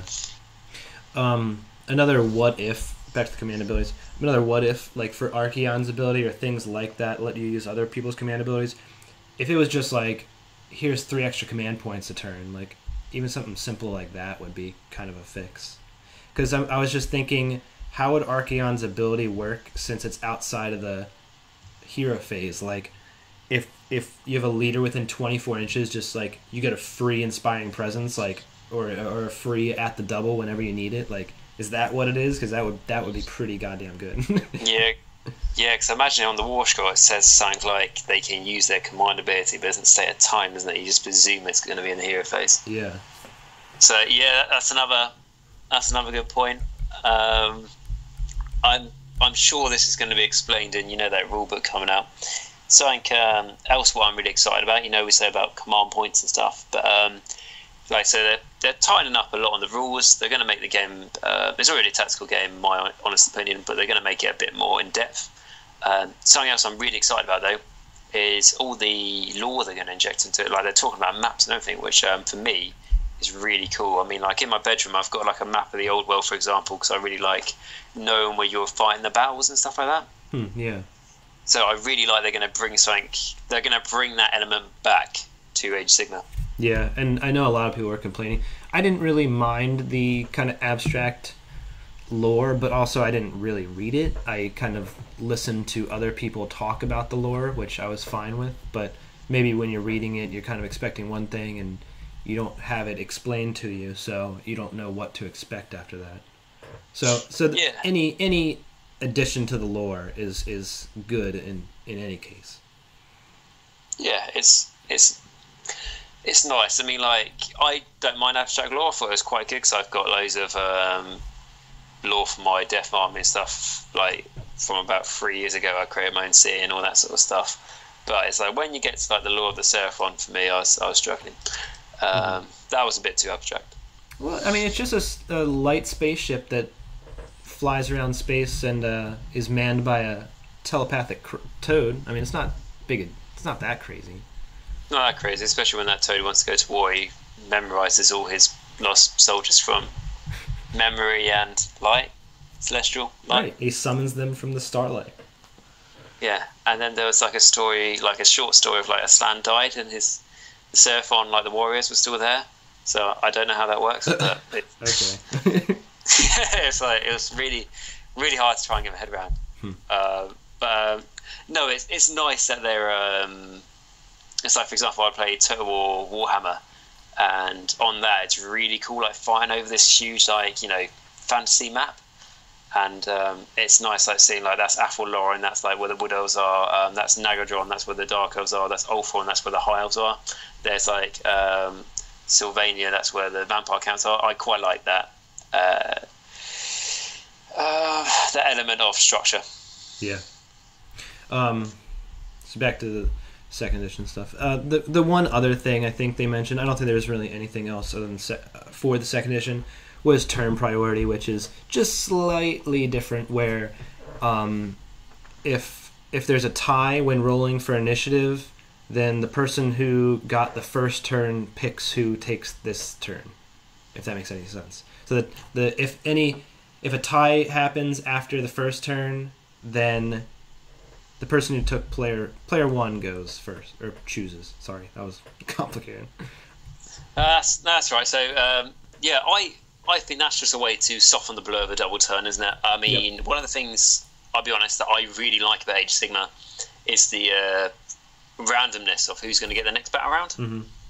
I think that adds a lot of fun, but there are a couple of times where you can get double turned and it can really hurt in some cases. If you get double turned by, I don't know, a Tzeentch Skyfire army, which I have been before, it can be really hard to deal with the damage output they're doing to you. But there's been some times where you getting a double turn has saved you the day. Right. But I know there are some people who didn't like the randomness or the turn priority. So I think this might be a happy medium. Yeah. Between people who liked it and didn't like it. So yeah, I think it's quite cool. It makes it feels like with the new edition they're sort of dragging some of the concepts of 40k 8th edition into Age of Sigmar. Mm-hmm. I do like the double turn. I think it's one of the best ways to keep the game from ending the top of turn one, you don't want to make an army that just is going to just crush you the top of turn one, because you probably need to survive the top of turn one because you'd rather have the double turn. Yeah, I like all the time in tournaments, unless I really needed to have the first turn, I usually gave it away. Right, yeah. Unless there's really strong alpha strike, I always recommend taking the second turn. Yeah, exactly. I mean, and I think, not to be nasty or anything, but I think a lot of the people who don't like the whole, double turn stuff, fair play to them, they just might not like it, but I think some of them, when they win that roll off, they just take the turn without hesitating. Right, yeah. And they might not think things through as much as they should. They think, actually, I can give the turn to the opponent here, because naturally when you win something you want to take it, you don't want to give it away. Yeah, exactly. So it's a small change. I'm glad they've done this rather than going I go, you go, I go, you go. Yeah, I like the difference. Yeah. So that, as far as I know, that's all they said about as far as general rules for Age of Sigmar 2. And then they've been, the last week or two, they've been putting out a lot of faction focuses, which are pretty cool, a lot of pictures and fluff and stuff about what's going on. But like I said, I just kind of skipped to the new edition stuff. Do you want to do Everchosen? Yeah, sure, we can do Everchosen. So yeah, a lot of it is like 2/3 of it is basically just telling you who they are, why do you want to play them, that sort of thing, which is quite cool. If you're undecided about what army you want to do, it's worth giving these things a quick read, and they might convince you. So yeah, the Everchosen. Do you want to talk about what's new in the new edition? I'm just trying to find it in my own one. Yeah. So it's a really small faction. It's just Archaon, Gaunt Summoner, and Varangard, and I think that's how it's staying. The article is actually Slaves to Darkness and Everchosen, so I don't know why they're combining them. Maybe I would kind of hope that you're combining the two factions because Everchosen seems kind of incomplete at the moment. But in any case, Archaon, the Varangard, or Archaon's going down in points. I know that much. The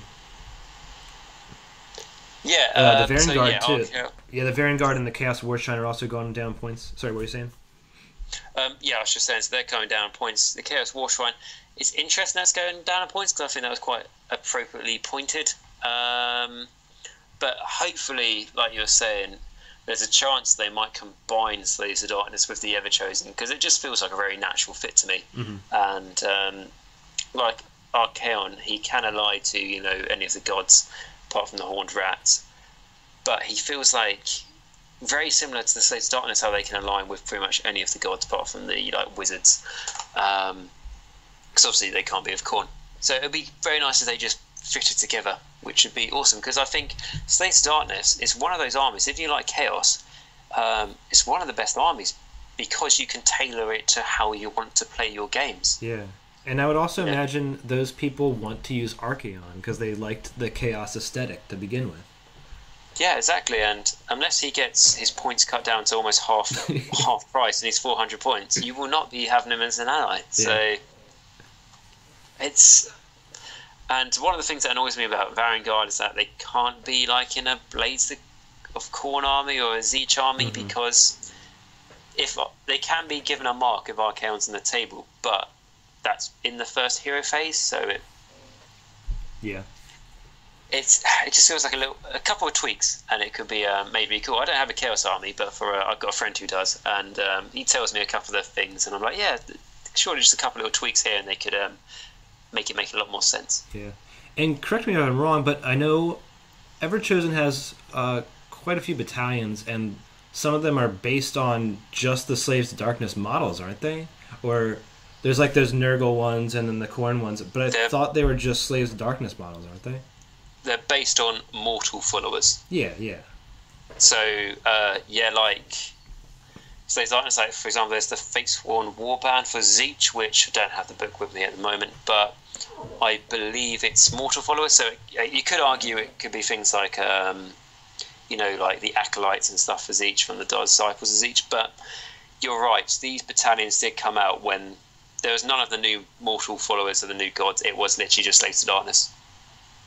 And it's in the Everchosen battle tome, which confused me. Maybe they needed to fill out the Everchosen battle tome a little bit, because otherwise it would just be 3 war scrolls. Yeah, I think that's the way that Everchosen can take other models, because those models would get not the Everchosen keyword, but they would be allowed in the faction because of the battalion. Yeah, I'm interested to see what they do with it, because at the moment it doesn't make a lot of sense. But that's about it for Everchosen. There's another kind of minute rule they're adding, but yeah, like we say, with these faction focuses, like 3/4 of it is just basically just telling you about the army already, and then there's a very little telling you about what's going to be in the new edition, but I wouldn't worry too much about that, because the new edition's out in, it's June in, 11 days, 12 days? So I bet when the next month or so, or 30 days or so, I bet it's going to be out, or we'll have the date for it. Yeah, I would say, if at worst, it's going to be the end of June, isn't it? So what's that going to be, like 5 weeks from now, sort of thing? So yeah, right. Really, really soon. And that's the other great thing about this, it's just how close it's coming out. It's not like when it was Shadespire, and I don't play Shadespire, but when they talked about Shadespire, it's like, yeah, this thing's coming out in about 8 months from now. Brilliant. With this, It's like, within a month, it's like, oh my god, it's so good. It's so much as well. Yeah. So, Like they released all that Iron Deepkin stuff, and I was like, oh, this will be a few months out. We're gonna have to wait for all this, and then it was like a couple weeks, and it was there. yeah. I have to say the only thing about that Deepkin thing is they did sort of tease the release of it out a little bit too. They stretched out the release of the models, didn't they? Yeah, there is. At this point, I don't know. There's still stuff being released. The Sharks, I think, are on pre-order this week since this weekend.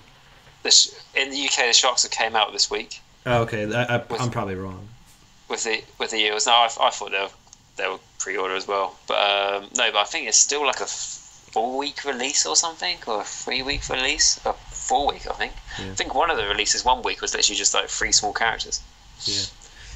And while I don't think I know I don't need to start a 9th Deepkin army, I have picked up the I've picked up the seahorse model like 4 times from my local store and started to walk towards the cash register and like no I can't do this, and then I like pick up the book and I'm like nah, well maybe for my channel no I can't do that yet either.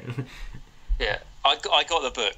I went that far because I was like, give it a good read. Haven't read it, but the seahorse that has to be done at some point, mate. That seahorse is so good. Yeah, I stand by it. That sculpt is so nice. Right, and also because I kind of forgot to mention, but with the Nighthaunt stuff, I'm trying to think of a way to make it look kind of different. Because right now my Nighthaunt stuff is just painted that green ethereal stuff, which was easy and it looks fine, but I don't think I'm gonna want to continue it with a whole army. And so I was trying to think of a way, and that the real life picture of the horse faced ghost inspired me, but like kind of a swampy theme, like somehow make them look like they've like just come out of the swamp water, like they have sticks and twigs on them or something. I was trying to think of some way to do that, but thought that'd be cool. You could do. Be interesting to see how it can be done. You can almost, if you want to do water effects and stuff, you can almost cut like the models almost in half, so they're sort of like the dragon capes they have. You cut that off and they have them like literally coming out of the water. Yeah, could be a way to do it. With my Nighthaunt, I do mine. I don't paint it green and stuff. I paint mine in like a red effect and like Blood for the Blood God sort of effect. Ah, that's cool. So, can take a while, but it's nice how I've always done it. And I've done it for all the like spirits for my Nagash and Manfred and Arcan and Neferata, and red's my favourite colour, so it finds a way. Right now, I do have a swamp-based theme on my undead, and a lot like the zombies are coming out of the water and stuff. But so a lot of the army is kind of green in theme color, and lately I've been wanting to do red. I saw this picture of a Knight of Shrouds. He was like red, and then he had some gold trim, and then his skin was like real dark, like almost brown or black, and I thought he looked really cool. That's nice, yeah. Just little. I don't like painting things how they are on the box anyway. I find it's a bit. If you aim for that as well, it can be really hard to try and get it spot on. And just one more thing on the Nighthaunt. The only thing I'm a little bit unsure about, I'll probably like it after a while, is how they have arms and stuff. How they have like skull faces and then they have like arms and fingers and. I kind of like that because they're just such frail arms and they're just like they're kind of creepy looking, I think. Yeah, I think you're right. I think they have to have like lots of muscle in them. I think it would look wrong, but how they've done it, I think it's just spot on, isn't it? Yeah.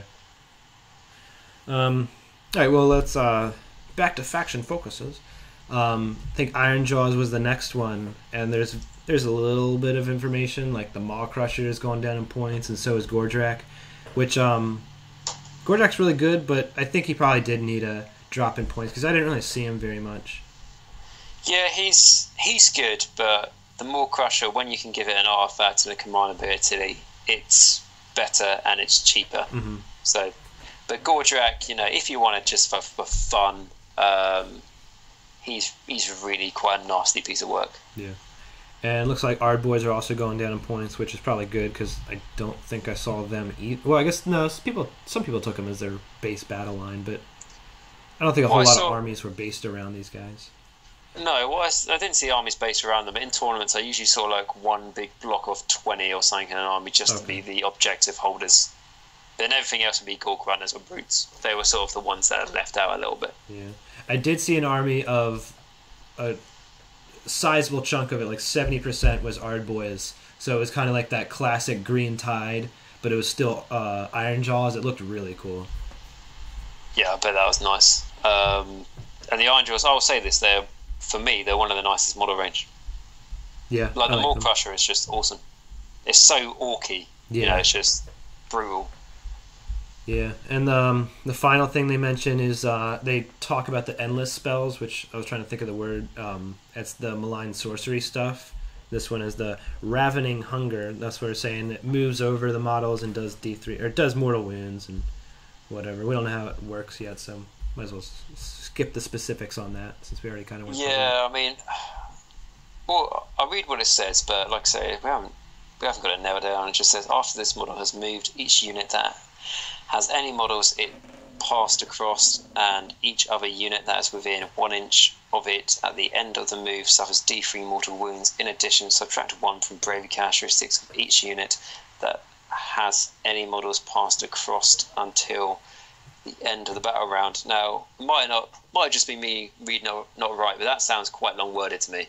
Yeah. Like, this thing moves over models and it does damage to them. Does more wounds. Yeah, I think it's because all those annoying rules lawyers that Games Workshop fails to add one little word, and they're like, oh, it means this totally different thing that I know it doesn't mean it, but it could be interpreted that way. So let me just play it like that to be an ass. Like, it's because of those people, and like, yeah, not always. I shouldn't say always those people, because sometimes we just two people will read the same rule, and two people will read the same rule, and they'll just get the different interpretations. That does happen. Yeah, it's but yeah, I agree. I mean, there's things like, for example, the Weird North Shaman, for example, because he's in the picture here. If he gets a double, the closest Auric unit suffers D3 mortal wounds. If he gets a double to cast, the closest Auric unit suffers D3 mortal wounds. Now, he's got the Auric keyword, so it will always be him who suffers the mortal wounds. But if that was meant to be the case, they would say the Weird Knob Shaman suffers D3 mortal wounds. Right, huh. And there's another thing like I got in an argument with someone about in the tournament was so there's a few battle plans out there where if you've got a unit of 20 more models, it auto takes an objective. Right. So their argument was if they had a unit of 30 demonettes, that unit, even when it goes down to one model in that unit, because it started off as 30 demonettes, it's still counted as a unit of 20 more models. Oh yeah. Do you see why I argued? Yes. I was like, no, it doesn't. And it happened again with some of the Bloodletter bomb. I finally killed his Bloodletters, and he was still arguing that they were still. Yeah. No, it's. I said to him, I've got like 4 blocks of 40 skeletons, so you want to play that game, and they're quite hard to kill. Yeah. But, so it is just how people read the rules differently. I mean, we could go back to the first days of Age of Sigmar, where it was very simple. If you wanted to have +2 to your charge roll with your your Black Orc Gerard boys, all you had to do was shout Warg. Everyone knew what they were doing, and they got the +2 to charge. Right. But, that is the all we know about the new spells at the moment. Yep. And then they got the Host of Slaanesh was the next one I had up.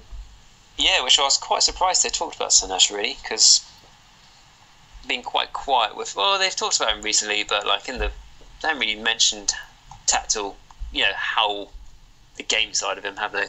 Yeah. They did talk about where he is, though, didn't they? They did mention in the article. Right, I was trying to find it, but they did specifically say Slaanesh is not dead. He's definitely not dead. Can't find it. And then after that, I think it said moving on swiftly. So, but they're getting a few tweaks in their rules, aren't they, and a few extra things. Yeah, actually, the Slaanesh one was had quite a few new rule stuff. Actually, these it does just talk about the 2 main command abilities from the Chaos Lord on the Steed and Keeper's Secrets, which I think there's just slight tweaks in his. Yeah, I think it's just slight tweaks. Sorry. No, go ahead. Were those command abilities already out there, were they? They were, but I imagine if we brought up the other ones, they would be slightly worded differently, is what it sounds like they're saying. Because they are not bad command abilities. Right, yeah. Because I know Excessive Violence, I know that one is that one. Or I know that's what its effect used to be, or very similar to Pylon Twice. Pretty sure that's all it was.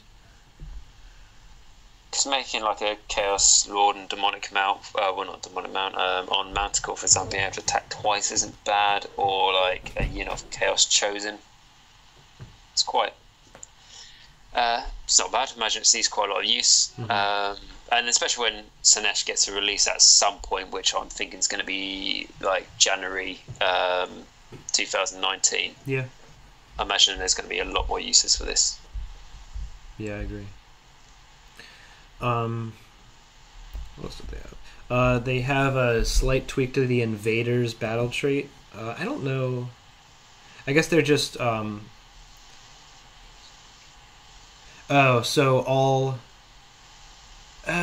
Maybe that's what those rules are. They allow them to count as the general when using the command ability, so they get the upgraded version as opposed to the smaller version, you know? Yes, so they get like the 12-inch range on like Inspiring Presence and stuff rather than the 6-inch range. Right, so maybe that's what Archaon and those other abilities, maybe that's what they do. They let them count as the general as opposed to just a random leader. That could be, that could be a way they do it, yeah. Because that's what the Invaders does, and that's, I'm pretty sure, what it used to do. Or its effect used to be somewhat the same as Archaon. It was like pick 3 models and they can all use command ability. Yeah, with everything though, we're just going to have to wait and see, aren't we? But that could be a way they do it, yeah. That's a good point. Something that's interesting is the summoning is different for Slaanesh. They do mention that with depravity points. So I imagine it's something like Khorne and Nurgle have something similar. Yeah, Nurgle's got, I can't remember what they're called, but they've got how they summon the trees points onto the boards and stuff. Contagion points. Yeah, that's the ones. Yeah. And that's about it for Slaanesh. Yes, and then we move on to Fire Slayers, don't we? Yeah. Yes, I think they'll be buffed quite a bit because they were already taking quite a few characters, and now they can use command abilities all the time. And that's going to be great. They already had access to quite a few battalions, so they're going to be getting extra command points. I think Fire Slayers are only going to get better with this edition. Yeah, they're doing very well in tournaments and stuff. They're winning quite a few, and suddenly they had they weren't good. Now suddenly they jumped forward, and it looks like they're going to do better even still. So that's good. And some people say they're really powerful and all that sort of thing, which they are. But people who invested in this army before they were powerful, fair play to them, because they didn't have a Star Collecting box. It was a really expensive army. It was a Horde army as well. So it's nice that those people have been rewarded. Right. Yeah, and I play against a Fire Slayers player, but I do know that because you have so many hordes that Inspiring Presence is almost like you almost want to use Inspiring Presence over the really good command abilities that exist on the Rune Father and Rune Son. And you kind of have to make the choice, but now you don't really necessarily have to. You save up the points and just use Inspiring Presence when you need it on a giant horde of your big naked men. Yep, that's a good point, because actually when I used to fight Fire Slayers, it was the thing where I was hoping they didn't go for Inspiring Presence, because then that means their Battle Shock phase, I could wipe big unit out. But now that they can do Inspiring Presence as well as their other stuff, that's going to be quite annoying. Yeah. But you can only use the same command ability once, can't you? Is that a thing? I'm not sure. It would make sense. Because otherwise, that's a lot of Inspiring Presence you can do. Right, like once per phase or something would be good. That's how stratagems work in 40k. You use them once per phase. Yeah, I mean, there's so many pages open here, so we can't find it. But guys, if you know the answer to that, let us know down in the comments. I think I heard somewhere that you can only use them once. Yeah, I won't go through the individual artifacts, I guess, but it does say that Fire Slayers are getting more artifacts, and I think they kind of allude to other factions getting more artifacts and warlord traits as well, or command traits. So it might be a hint that there's going to be some other things in the... I mentioned this will be in the General's Handbook 2018, because they said everything that's already got an allegiance abilities and stuff, I think, are going to be in the General's Handbook 2018, and then they're just maybe going to change a couple of the artifacts around. Mm-hmm. Or they might say you can choose between 8 artifacts instead of 6. So, don't know, it'd be quite cool. Add some more ones. just to make things a bit less stagnant, you know. Yeah. Because some of the armies, there's like just the obvious go-to artifact. So the less obvious they make it, the more fun it'll be. Yeah, agreed. I think we are finally through all the news. Yeah, that's pretty much it. So yeah, it's been quite a long one. But there was so much to talk about. Like we're saying in the week that we both had to cover all the new stuff, so we thought a good way to do it would just be a joint video, just to express our different views and stuff. And really exciting times, isn't it? Yeah, definitely. So yeah, again, thank you very much for having me on your channel. It's been great. I think I might just have a little bit of a sit down just to digest everything we've just been talking about. But, right. Yeah, thanks for being here, Agent Nagash. I'm gonna leave link to your channel in the description. I am Twinned Coot, and I also have War Scroll review videos and 40k content. If you're listening to this on Agent Nagash's channel. Yep, and again, when this goes on my channel, I will do a link to your channel, Twinned Coot, and vice versa. If you're listening to Twinned Coot's channel, I do a lot of videos, mainly focused around death. So if you're thinking about getting into Nighthaunt and you want to learn a little bit more about them, feel free to check out my channel. Yeah, well, thanks again for joining Agent Nagash, and thanks for listening, everyone. Have a great day, and let us know any questions or comments you have in the comments section below, and have a good one.